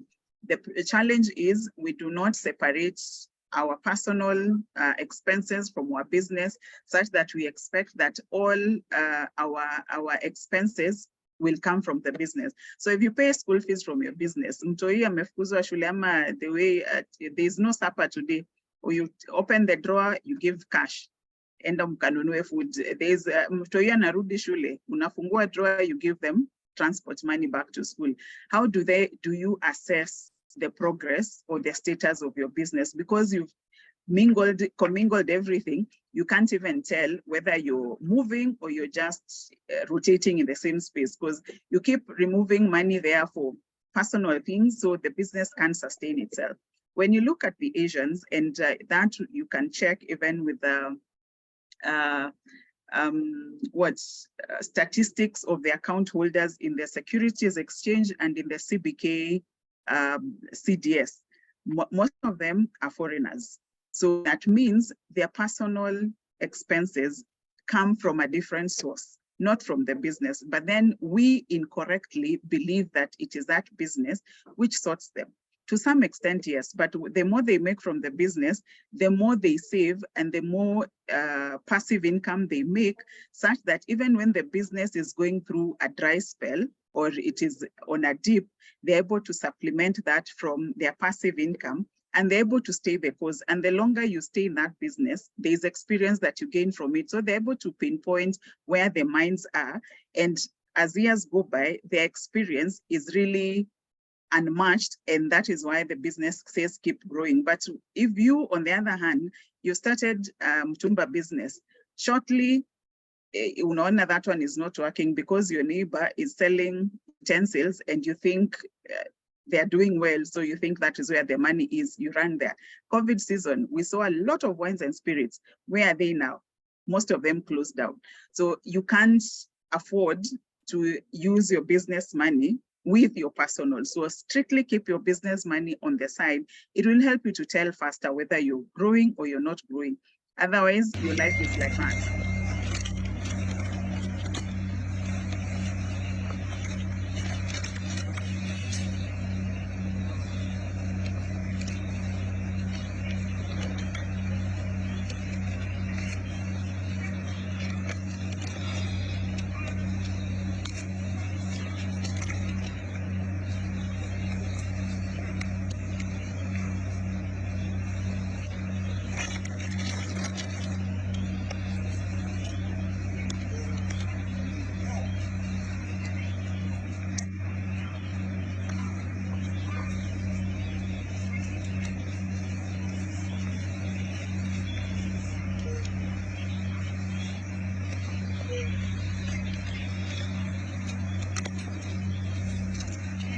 So you get the point. You will never know what you're losing. You're working too hard, you're losing too much, but there's no mechanism for you to analyze yourself and see when to stop. So it is good to have that fire number so that you know when to stop and take stock of your life or take stock of your business.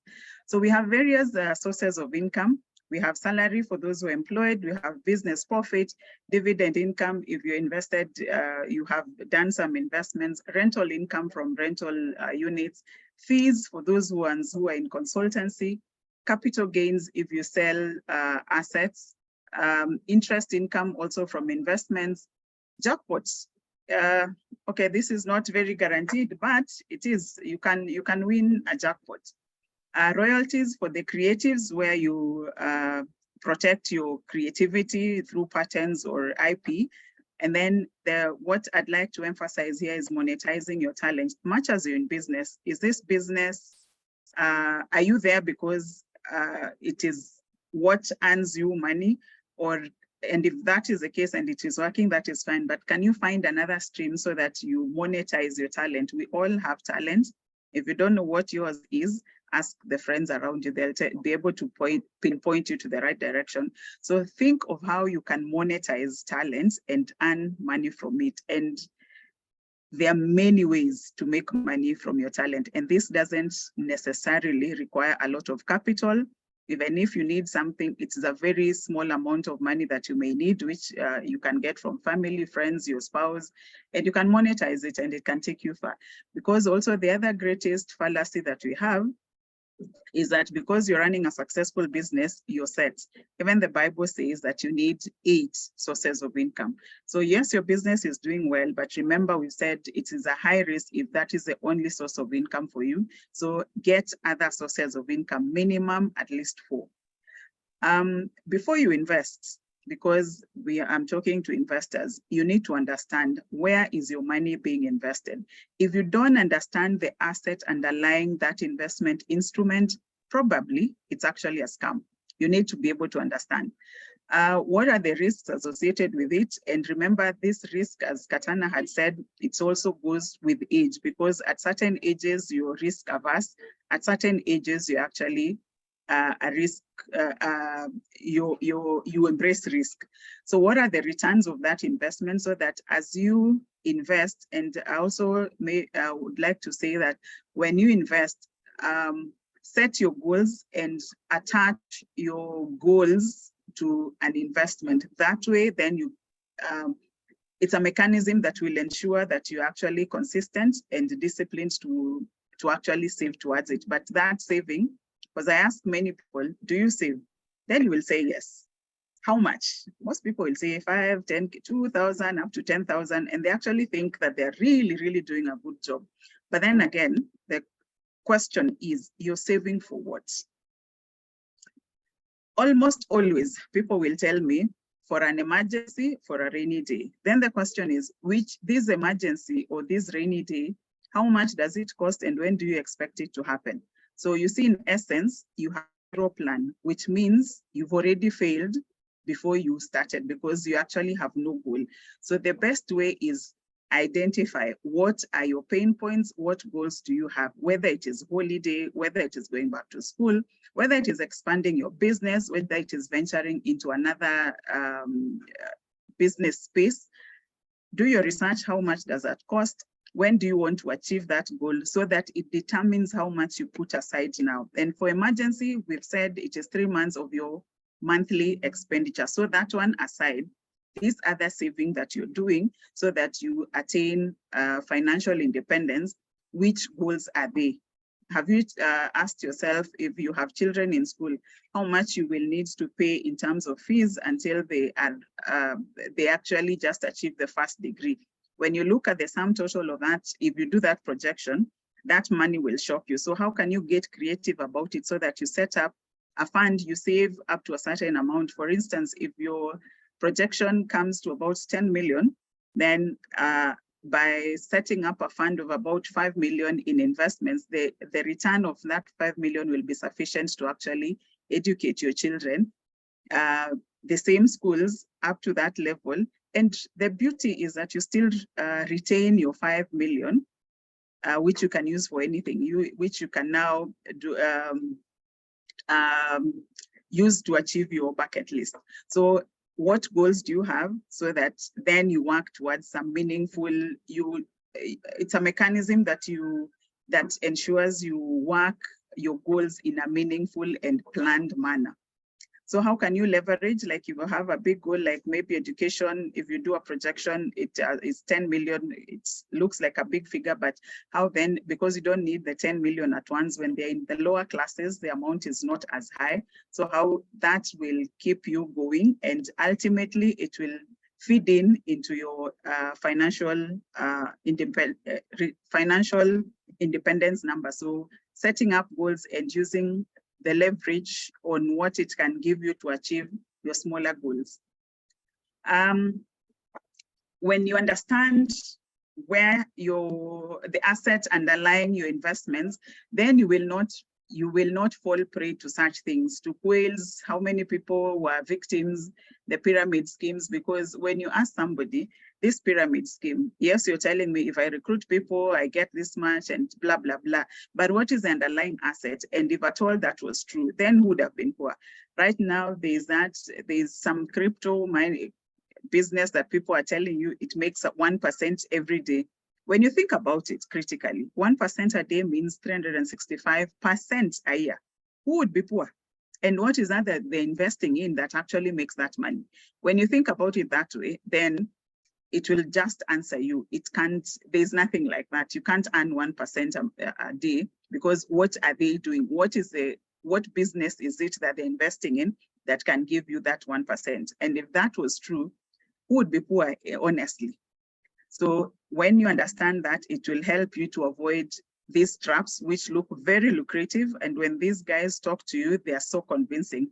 But when you ask yourself those critical questions, then you will not fall prey into this, because you're trying to expand your business and this seems very lucrative, and you fall into that trap. So along the way, these are some of the tips which you can employ to get your financial independence. You need basic accounting.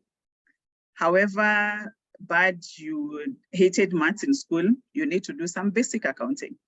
Understand taxation, because for all investments, there's some tax element. Tax is ni lazima ushuru ilipwe. So what is the tax regime underlying that investment that you're using, so that looking at the tax element, is it still attractive the way it's being advertised? So anyone telling you this investment will make this much, you need to ask, what is the tax? Is this return net of tax or gross? Then if you you're not getting the grasp of it and you can pay, then get an investment advisor so that they actually do that for you, so that as you pay a professional to actually safeguard your interest. Then this one addresses the expenditure issues. So down on things that are taking away money that is not really necessary. They may be important, but the frequency matters, so you can cut down by tracking your expenditure. You will see if you're going overboard with any of those things, then you see how you can manage that cost. Number 3, for you to become wealthy, identification is a must. There's no way you eat your carrots and have it. So your actions today is your corresponding consequence in the later years. So if you want to squander your sunset years during your youth, then that is a choice you need to make, consciously, that you're okay with poverty in old age. You enjoy your youth, or you delay your gratification, because mshaiona paka mzee kunywa maziwa. So even when you're old, money is still good. And you've not seen old people saying they don't like money. They still have fun. So delay your gratification so that you can have a longer life. And with the improved medical care and generally quality of life has improved, the lifespan has also increased. So do you want a long, poor, miserable life after 60? Because people are dying nowadays in their in fact 90s. Not like Kitambo, people would retire at 55 and by 60. And that is also statistically from pension, given that I work in the pension scheme, the lifespan has increased. So choose your hard now. So learn how to make money, increase your income streams, invest that money so that you keep multiplying. The compounding interest, it's one of the wonders of this world, compounding interest, and that requires time, because when you start quantum-wise, it's not a lot, but with time, when you build a good portfolio, the quantum is really high. So what then do you need to do is start early so that you're able to actually save. Using debt to invest is one of the best things that you can do, and it can fast track. It can fast track your wealth. Don't use that. Don't take loans to go and buy things, or take loans to go and piga sherehe. We are approaching December, and we'll be seeing a lot of billboard adverts to Dubai. They can fund you to Dubai. There's no problem going to Dubai, but don't use debt to do that. Just have it planned so that you can actually comfortably take care of it. Planning your retirement, I've said retirement is not the legal age of retirement. You can choose your retirement even as early as 40. You just need to be to have planned for it well. And you see, most people would say, when I retire, I don't have bills, I'll not have school fees, I'll not have rent. But then again, you still spend money every day. When you wake up in the morning, when you switch on that light, that is Kenya Power. You've already started running there. When you go to shower, you have Nairobi Water, imeanza kuran meter. So you have already started spending immediately you wake up. So you can't say that you will not be spending in retirement. You will still be spending. Guarding your health is very critical, because health is wealth. So guard it. If you don't have a medical cover, just ensure that you still go for your annual checkups. Ensure your NHIF cover is active. That is bare minimum. If you have income right now, start saving for your post-retirement medical fund. It's very critical, so that you do not become one of those parents who know when each of their child gets paid. So if your firstborn is paid on 30th, ushapiga simu, because, or when you just cough, your kids have to come together in a WhatsApp to changa because mommy or daddy is not feeling. Be a responsible parent and take care of that now. If you are suffering disability of any sorts, get that insurance. And number 7 is that was my game changer. Considering salary as seeds. What do we all do with seeds? If you eat your seed, then you have no. So are you eating your seed, whether it is your business income or your salary? Are you eating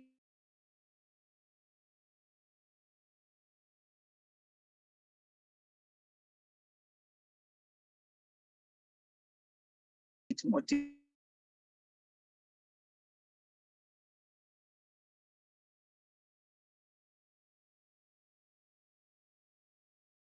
And for those who are employed,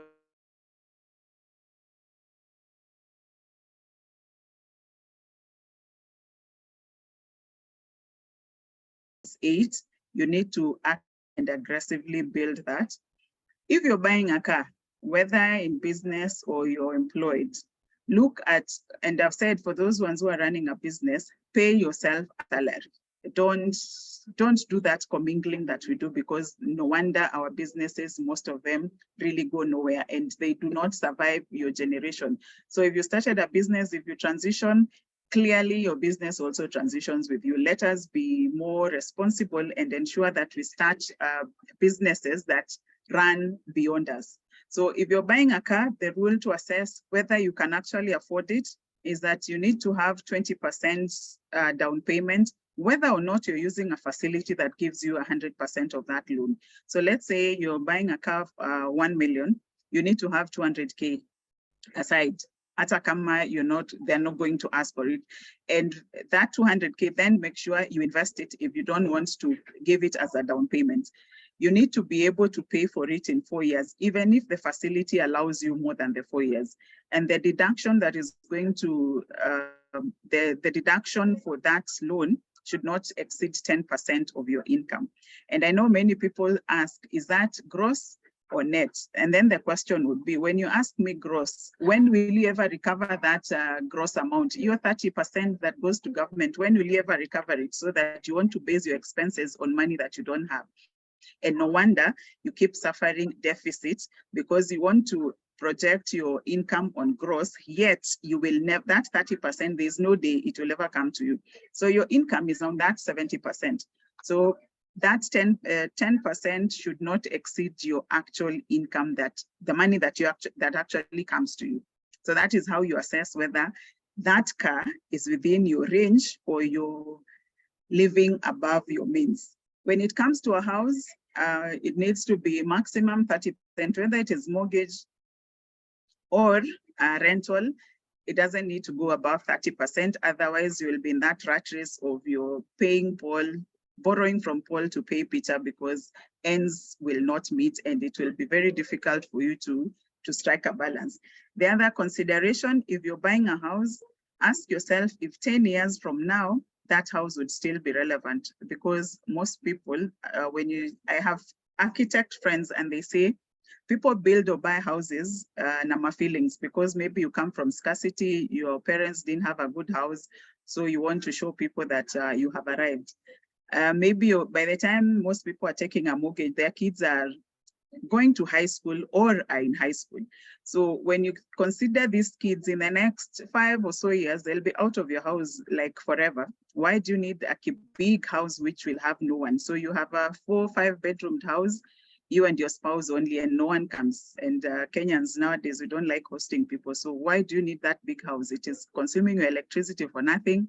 Supervising cleaning of it is very difficult, because remember, you're growing old.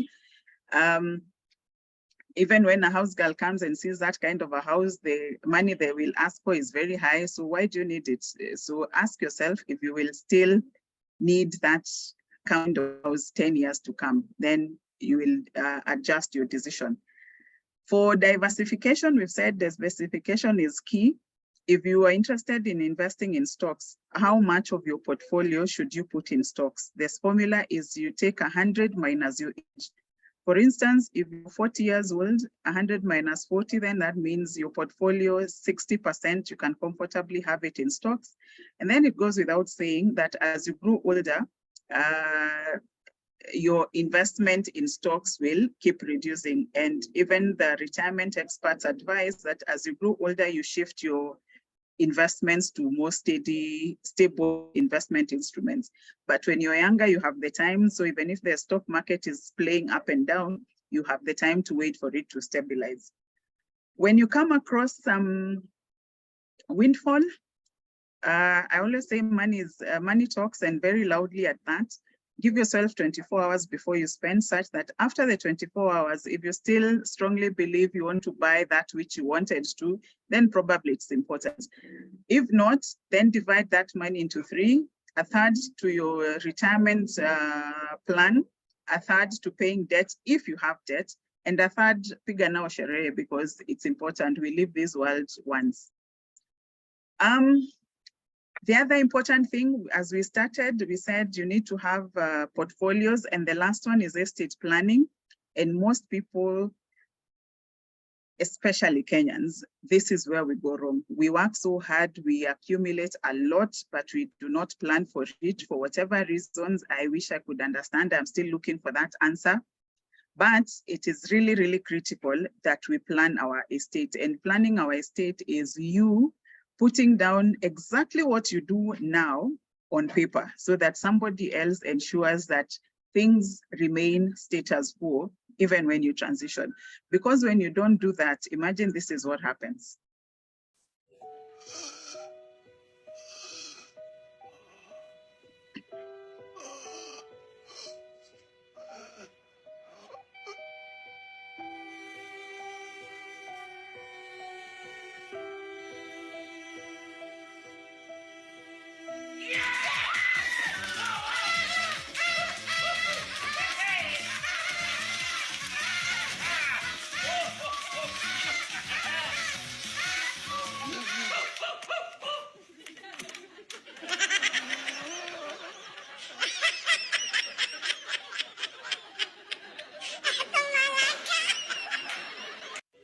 So when you look at that, it actually depicts most of what happens, what happens in our families, because you didn't take time to ensure that you put mechanisms in place to manage your people. then that happens. And you can see from that video, it does not choose the age. We have small kids, we have old kids, we have women, we have men. So money does not choose, and it cuts across all ages, all gender, all personality types, all careers. There is no, in my experience as an estate planner, I manage around 1,000 families. There is no criteria that is prone, that is not prone to money making them behave otherwise. So whatever you have, please ensure that you safeguard it, or so that you don't be the person who's actually, so to speak, cursing or breaking your family because they start fighting over those assets. They don't know how to manage that money, actually spoils them. It throws some children into drug abuse. It breaks families. They no longer have any relationship with each other because they are fighting. They want, each one wants to control. So they have no respect to each other. It doesn't help. Why were you doing it? You'd rather have squandered all your money than die, than putting that kind of an unfortunate occurrence to your family. And no wonder, because most families, they have no relationship. Mental depression and illnesses come on because when life deals you a good number, you have no family to go back to, because your family, you're all fighting over those assets. So how do you then set up a trust so that you ensure your family remains as they are right now? Because if you're the vision bearer, you're the family, you're the leader of the family, there's that which you're doing. So how do you embed that leadership and the things you're doing into pen and paper so that nothing changes while you transition? So a trust simply means you collate all the assets. The trust will collate all the assets and deploy them or manage them according to what you have specified. And this testamentary trust means that you don't necessarily have to put money in that trust now, because most Kenyans will say, by the way, that's a good idea, but I don't have money. Kwanza unaona the way uchumi is, that finance bill, the economy is really bad, so I don't have money right now. You may not have money, that's true, but you have your pension, or you have your insurance, life insurance, you have your education policy, you have your SACCO, maybe you have your CDS. All those are assets which you can change the next of kin and put the trust fund such that when you transition, then the trust fund will collect all those assets and administer according to your instructions. So that is one way of setting it up. So there's no reason really why you shouldn't set up one. You put your instructions today for it to be effected as and when you pass on. And remember, when you set up a trust, there's somebody you call an executor or a guardian, who is the person, the liaison between the trust and the beneficiaries to ensure that your instructions are actually carried out in the same manner that you had provided for. And if the trustees are not doing their job, then that executor can take them to court. So the trust also pays school fees directly to beneficiaries, because when you give people money, they will use it for other things, which is not what was intended for, hoping that they will make money and then pay the fees. Then that doesn't happen, and the story goes on. And I'm sure we are not short of examples of such. Paying upkeep and subsistence to the beneficiaries, rent and accommodation to the landlords or the school colleges at which they are. Medical expenses we pay directly to hospitals, and then family assets. We can manage also assets because there are families who have businesses and their kids are all over the globe, so they would not necessarily come back to the country to run the businesses. But as a trust, we can have contractors who manage that business, and that money is plowed in the trust fund, and then the trust fund will send the money to those children wherever they are in the world. And as we do all this, the money is invested prudently so that it is not just a drawdown, but there's also an income that is being earned, which means you have provided sustainability to that trust. And we have children who are doing well, and we also have children who are not doing well. So wote ni watoto wetu. Then how do you provide for these ones who are not doing well and maintain their dignity? because it looks very bad that you, the society or the community says your family, your father was once upon a time a big person, you had a good life, but now you're living in squalor because you didn't bother to do that. That is one way of ensuring that they will still maintain their dignity in society because you actually thought ahead.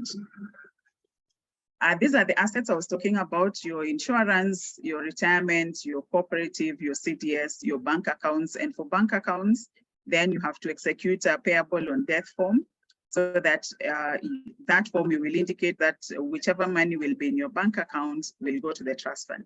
This process helps you not to go through probate process, because probate process is tedious. For those who have experienced it, know it is draining and it takes a long time. So for this thing, when you do this, then there's no probate process. And even when you have a will, the will has to be validated in court. So for a trust, that is not a requirement. And it is not also a requirement for the beneficiaries to have a sitting reading of the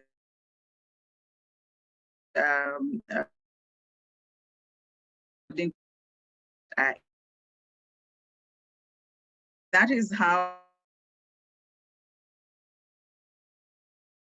through and investing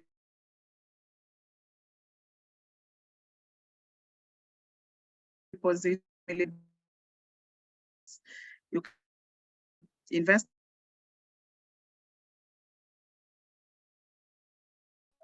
specifically, choose the SACCO share. That is the way you can money. Pension, employee to individual pension fund. You can increase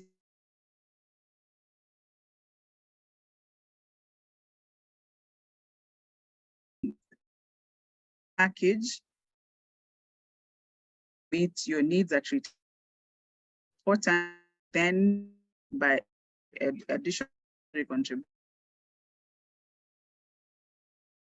is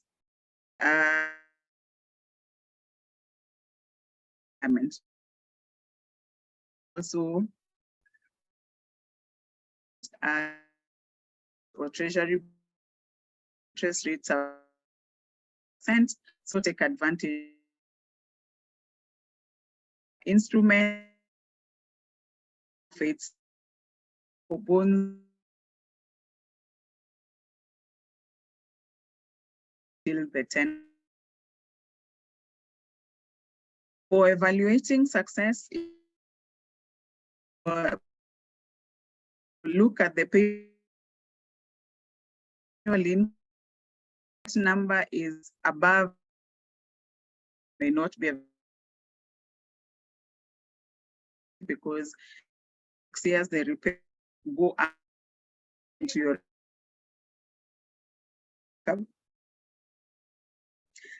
again.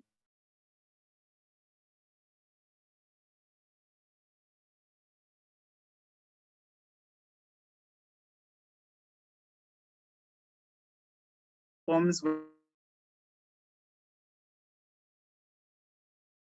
so at a comparison between states and assets.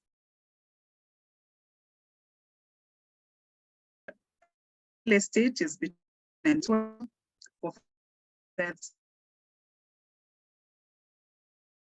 And you look at the real estate is there's capital, and if you're then which you have no control of, repairs that moves in the rents tribunal, but taking advantage of compounding interest, specifically you use individual pension impact or effect. So this is to show you, depending on the goals for yourself, instruments to help you to achieve your goals faster. Personal advice: use financial assets so that income, then you can venture into real estate. The income is guaranteed, so it helps you to manage a lot of dynamics and drama that is involved with the real estate. What is the ideal? How do you tell then that you have achieved your financial freedom? That is when your passive income manages to support your lifestyle. And this, in addition to that, you need to have set up your trust. You need to have defined your beneficiaries, and beneficiaries is not restricted to your blood relatives or children. It is anyone who depends on you, whether it is an organization, whether it is a church, all those things, or people that you support. Maybe you support orphans, maybe you support, anyone that depends on you now can be, or you can put them as beneficiaries. So define who your beneficiaries are. Some of you, your beneficiaries are your parents. So does it mean that if you transition, then your parents have no one to take care of them? So it could be your parents, it could be anyone who really depends on you. But I know we have that incorrect understanding. Most people think beneficiaries are your blood children. So you need to have set up a trust, defined your beneficiaries. For your business, you need to have put proper structures, corporate structures, to ensure that it can run on its own. For you to know you have a successful business, it needs to run even when you're not there. And you test this by stepping out for at least 6 months. If it is still running, then you have put structures in place that the business can run. But if the business is you, there is no if you are sick, then the business is closing. That is really, it is what we call a hobby. It's not a business. So set up a business that can run by itself. So for a business, have you set up structures that can ensure that business is properly run? For your property, are they properly registered? Do you have the title documents? Is it registered in the right regime? Are you holding it in the right way? Is it jointly owned by your spouse, or is it whichever? You need to ensure that your property is held in the right form of title that you actually desire, and ensure that your business is also tax efficient if you're having subsidiaries. So that is now financial freedom when you have done all that. So next steps, Katana will help me with the next steps. But just remember that the only person who can motivate you is you. Despite all those things, narratives that Kenyans are saying, uchumi ni mbaya, some people just say it so that you feel like you're below. But kama uchumi ni mbaya, are you seeing the cars that are roads? Tumefika KD what? And they're not small cars, they're big cars. Can you see around in Nairobi, especially the flats that are coming up? Very beautiful, very tall flats. Are they built with water or money? So these uchumi ni mbaya, to who really? So don't be caught in that bandwagon. Do something to make yourself also cross the divide and go to those people who are also movers and shakers in the economy. And I'd like to close there unless there's a burning question. Back to you, Robert. And thank you. Thank you. Thank you so much, Happy, for that informative session. Perhaps we can just jump in. I think the first question, well, the one that we've all been waiting to hear from you from, is the trivia question. You had promised us that through this presentation, we shall get the answer. Yes, and I had seen some people, just to jog your minds a little bit, the question was, what kind of income is generated from assets and or investments? I saw a couple of people writing rebates, interest income, return on investment, kulikuwa na passive income there. Maybe you can Yes. tell us whether which ones of your students. That is a slide that answered the question. Yeah. So that is a slide that answers that question. So I can see their interest income, yeah, quite a bit of income, capital gains, rental income, dividend income. So I guess in an essence, all of you are right in one way or another, right? Yes. Yeah. Thank you so much. Thank you so much, Happy. Now we can take up a few questions. I know we're not doing too well on time. There's something I had Happy saying. Alisema paka wazee pia wanakunywa maziwa. Is that right? Yes. So I can see maybe a fellow Mzee Paka here in the Q&A question and Q&A section asking, how best can a person start to change strategies on saving at age 50? Start by assessing the assets that you own, because age 50, I'm sure you also were caught up in that bandwagon of buying all those plots or pieces of land that you have. Are they bringing you income? So the first thing would be sell those idle pieces of land, because I know sometimes people say, but I'm buying for children. I have children to see whether they actually value land. Most of the times they actually don't. It's a bother. So to avoid the disappointment that will come with them not appreciating what you're giving them, sell those pieces of land, put that money in a bond, or get an asset manager to manage your money. You will make enough passive income to manage your lifestyle. And also assess how much are you spending in a month, so that as you are trying to consolidate your assets, you know what is enough, because that can also cause you anxiety. So work with a figure in mind. It will give you precisely what you need to do and how much effort. If you need to cut down because you still have 10 years to go, then how frugal can you get so that you attain that number without the anxiety that comes with it? Okay. Thank you for that, Happy. We also had another question related to emergency funds, right? I think you touched a bit on that on your presentation. So Eric was asking, what are these emergency fund schemes? Can you give us examples and how they work? Just briefly. You can, money markets are most have it at CPF, we have it. So you can use the best would get any market, money market fund and invest with them. As we speak, let me try and see if I can pull up which has that, so that you can that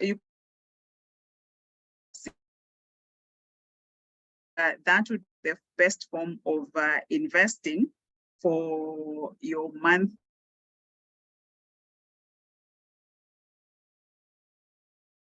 So we have CIC, Sanlam, there are many. Just Google money market funds and you will get the ones that we have.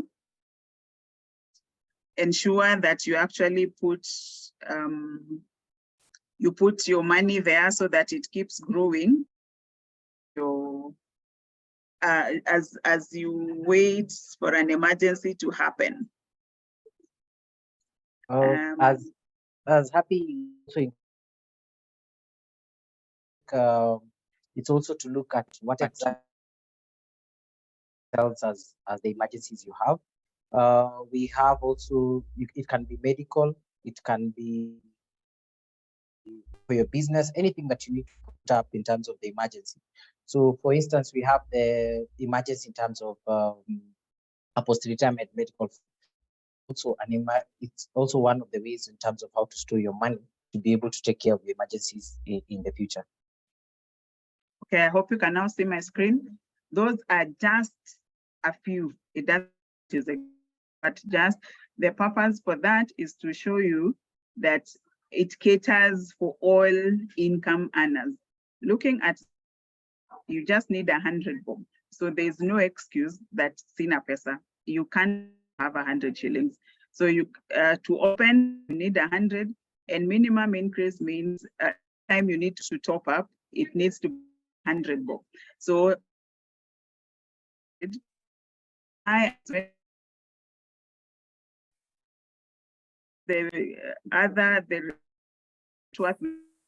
have Nabo Capital at $1 million. We have Mansa X at 250,000 and minimum increase 100K. Nabo Capital minimum increase is 100K, but for this one, you need to take note that you lock that investment for 6 months. But we also have others for 5,000, for 5,000, for 500 at ICA, GenCap. So Old Mutual 1,000. So all those, and the best way to usually get is which one is a good one. All of them are good, provided you have assessed their track record, their fees that they charge, their stability, their growth strategy, and what they need as minimum. All of them are good. Would be the right question to ask is how much money do you come across on a regular? So if you're in maybe service industry, you get 500 bob, that is what your tips usually come in.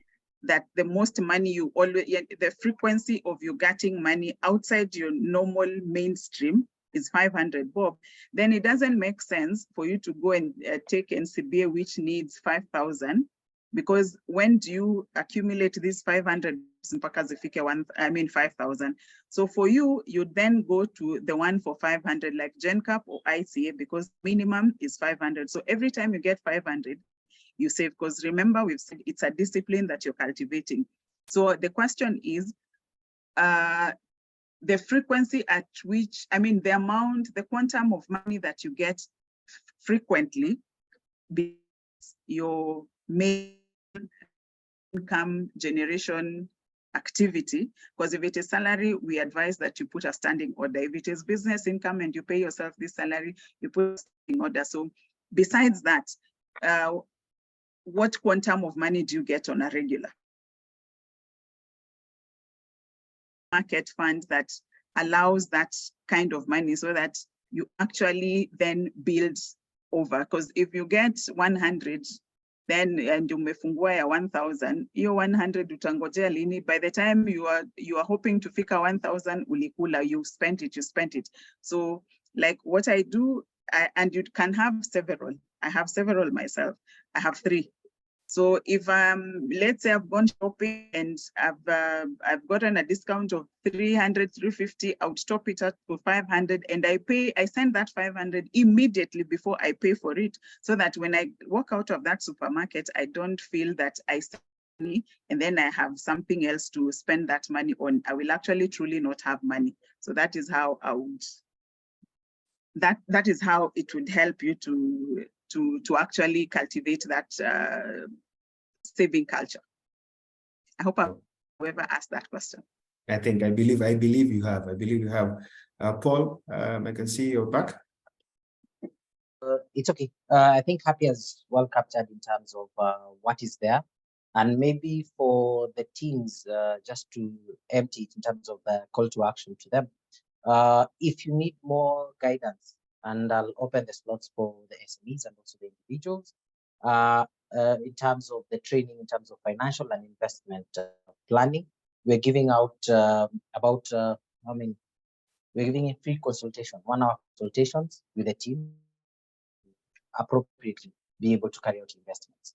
So kindly just send your email or your interest on sales@cpf.or.ke, and you'll be able to be given more highlights in terms of how do we carry out the investments and what investment options do you have, and you'll have a dedicated relationship teams to be able to take care of the journey. So for the first, I'll give out 40 slots for them, the ones who want to be picked up.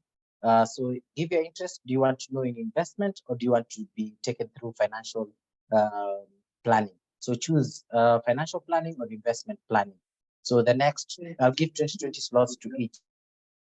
Sales@cpf.or.ke, you will be given the opportunity to be taken through all this. Thank you, thank you, thank you, thank you so much, Paul. And I think your announcement was so timely. I can see Kwach was asking, does CPF have financial planning, mentorship, or training program for young adults or graduates starting to earn a living? Kwach, you should be the first one to send out that email to sales@cpf.or.ke, right? Check out for that email in the chats, send out an email immediately, and grab that amazing opportunity, right? So I guess we can bring the Q&A session to a close. Thank you so much, Paul and Happy, for that insightful session, and for also taking time to answer some of the questions that we had, and as well as the gifts at the end, right? I'm sure you should receive quite a number of emails in the next 5 minutes that will allow you to sort of extend your work behind providing financial literacy. So thank you so much, Paul. Thank you, Robert. I'd like us to move to the next segment of our program as we close the webinar. And I would like to invite Rose Gichuki. Rose Gichuki is the head of women banking at Family Bank. All right. Family Bank is always innovating, coming up with, innovative solutions, revolving around SMEs, revolving around entrepreneurs, right? Rose, you heard about Pakawaze. You tell us whether you have innovative solutions for that. Nani maziwa gani utawapatia? So without further ado, I'd like to invite Rose briefly to give us a quick chat about the innovations they're working on at Family Bank, as well as the closing remarks and vote of thanks. Rose, over to you. Very much. Can you hear me loud and clear? Yes, I can. Super. Na kuita watu paka mzee, and yesterday was my birthday. Hapo sijika tutakubaliana. Wazee ni wengi kwa hii forum. And Happy, I want you to address those ones pahali kiliumana, because it can umana when you are 55 and you start from zero. And I just want to encourage them that as long as you're living and you're alive, it is never too late. So just start somewhere, start with what you have. And I think Happy said that. So basically, we've launched Queen Banking at Stanbic, and I deal with. But today is not about Queen Banking. It is about you people in business.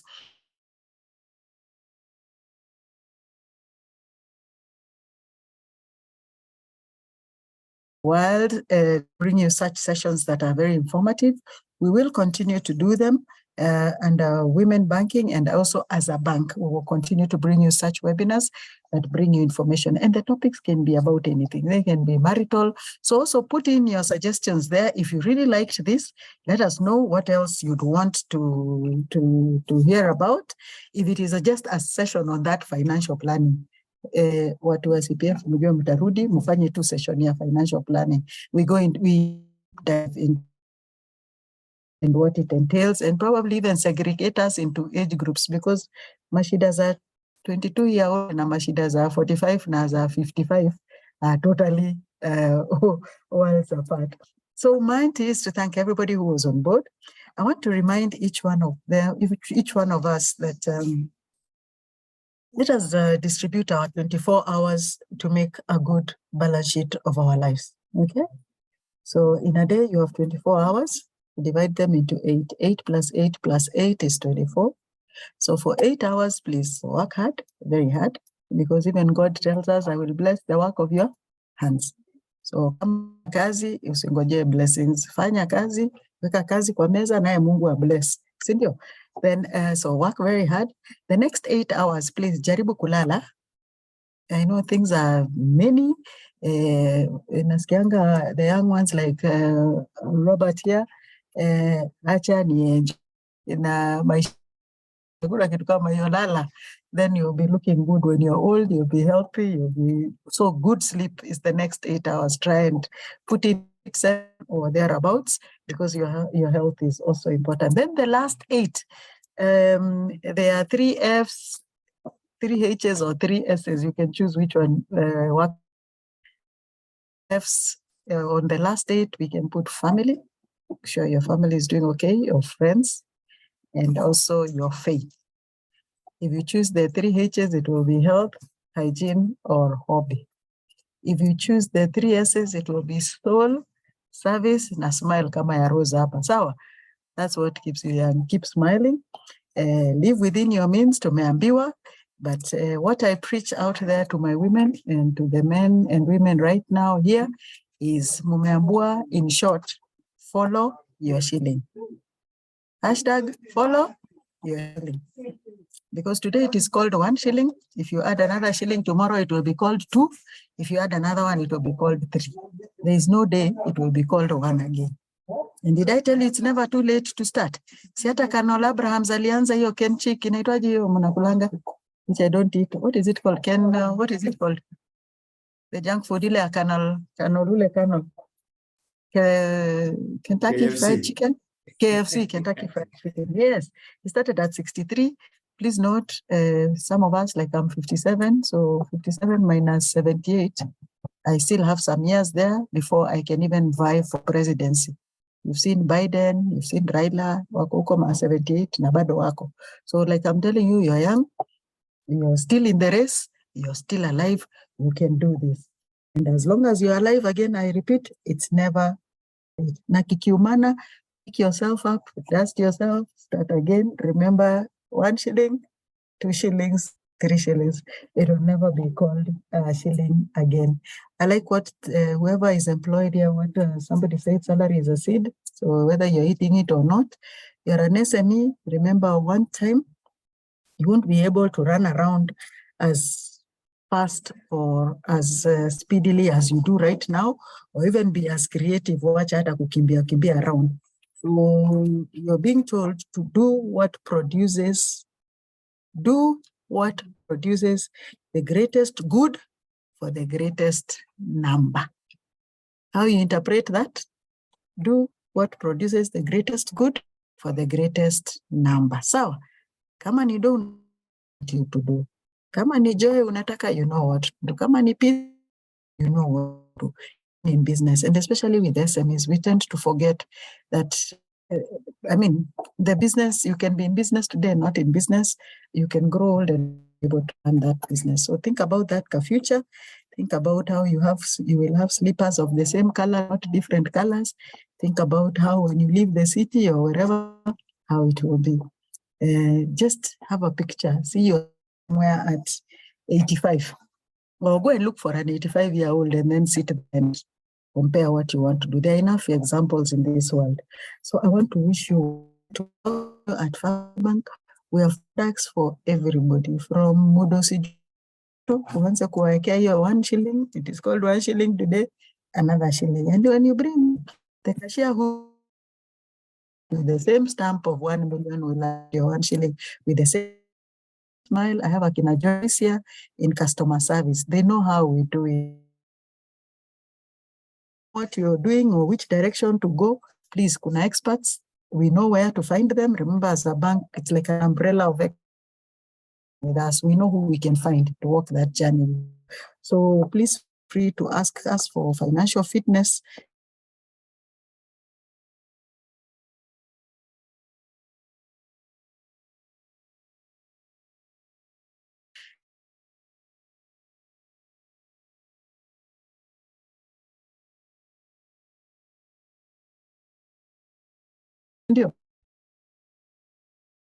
And share. It is very, and I hope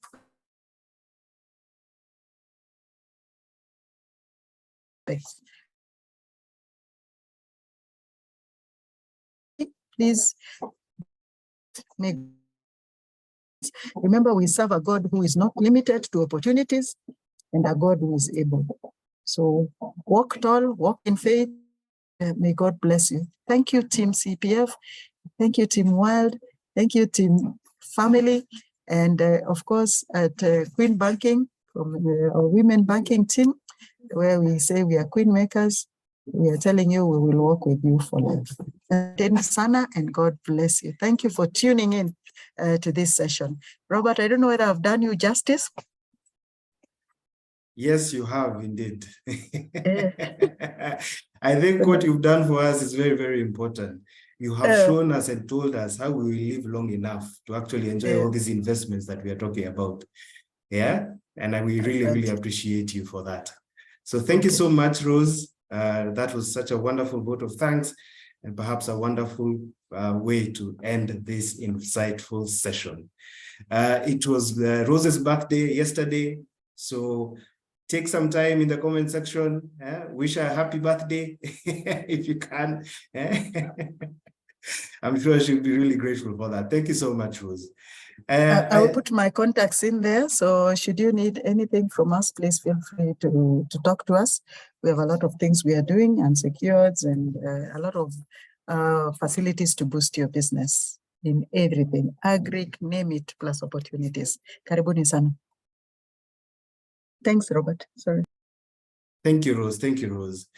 I think with that, we can bring this session to an end. I can see quite a number of questions regarding the sharing of the presentation, and that will be done after this webinar. You shall receive an email with the presentation and a recording of the webinar.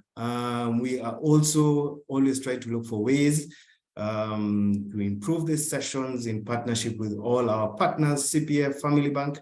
So you should see a feedback form in the link section or in the chat section for that matter. Kindly log into that. Let us know how the session was. Do you think we should add more topics? What topics do you want to hear about? And we'll be happy to add those for the next sessions. Just to reiterate what Rose has said, thank you to everyone, the audience, Family Bank, CPF, the panelists who have been behind all this. There's also the backend team that has been operating this webinar. A big thanks to all of you. I think with that, I would like to officially bring this webinar to a close. I have been your host, Robert Njenga. Have a good afternoon and see you all on the next one.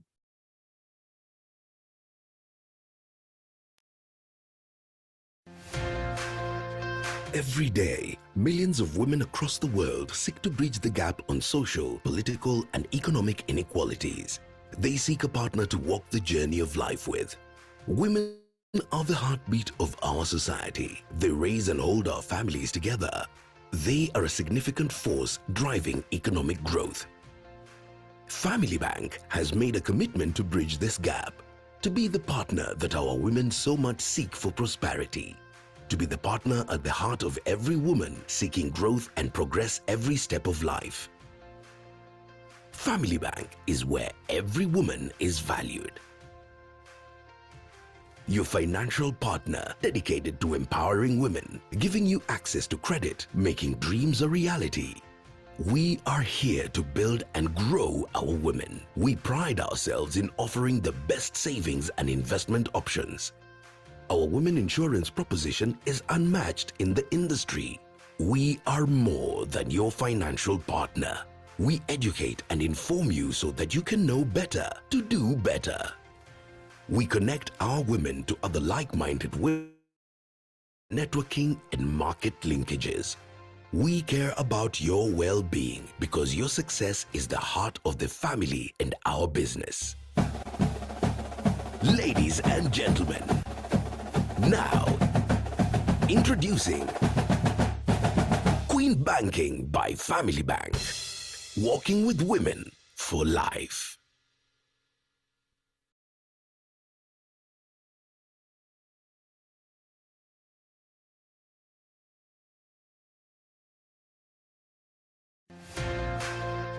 Every day, millions of women across the world seek to bridge the gap on social, political, and economic inequalities. They seek a partner to walk the journey of life with. Women are the heartbeat of our society. They raise and hold our families together. Force driving economic growth. Family Bank has made a commitment to bridge this gap, to be the partner that our women so much seek for prosperity. To be the partner at the heart of every woman seeking growth and progress every.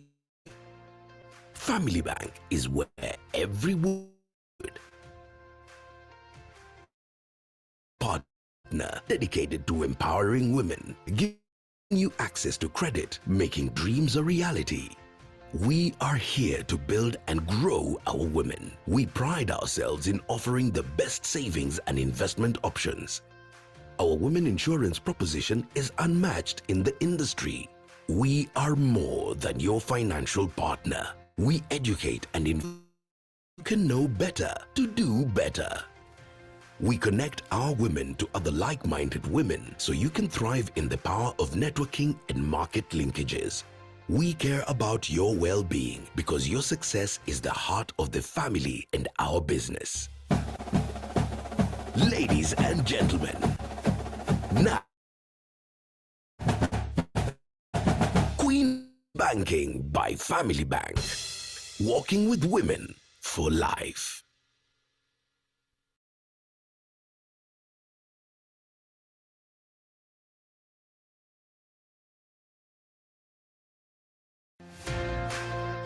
Every day, millions of women across the world seek to bridge the gap on seek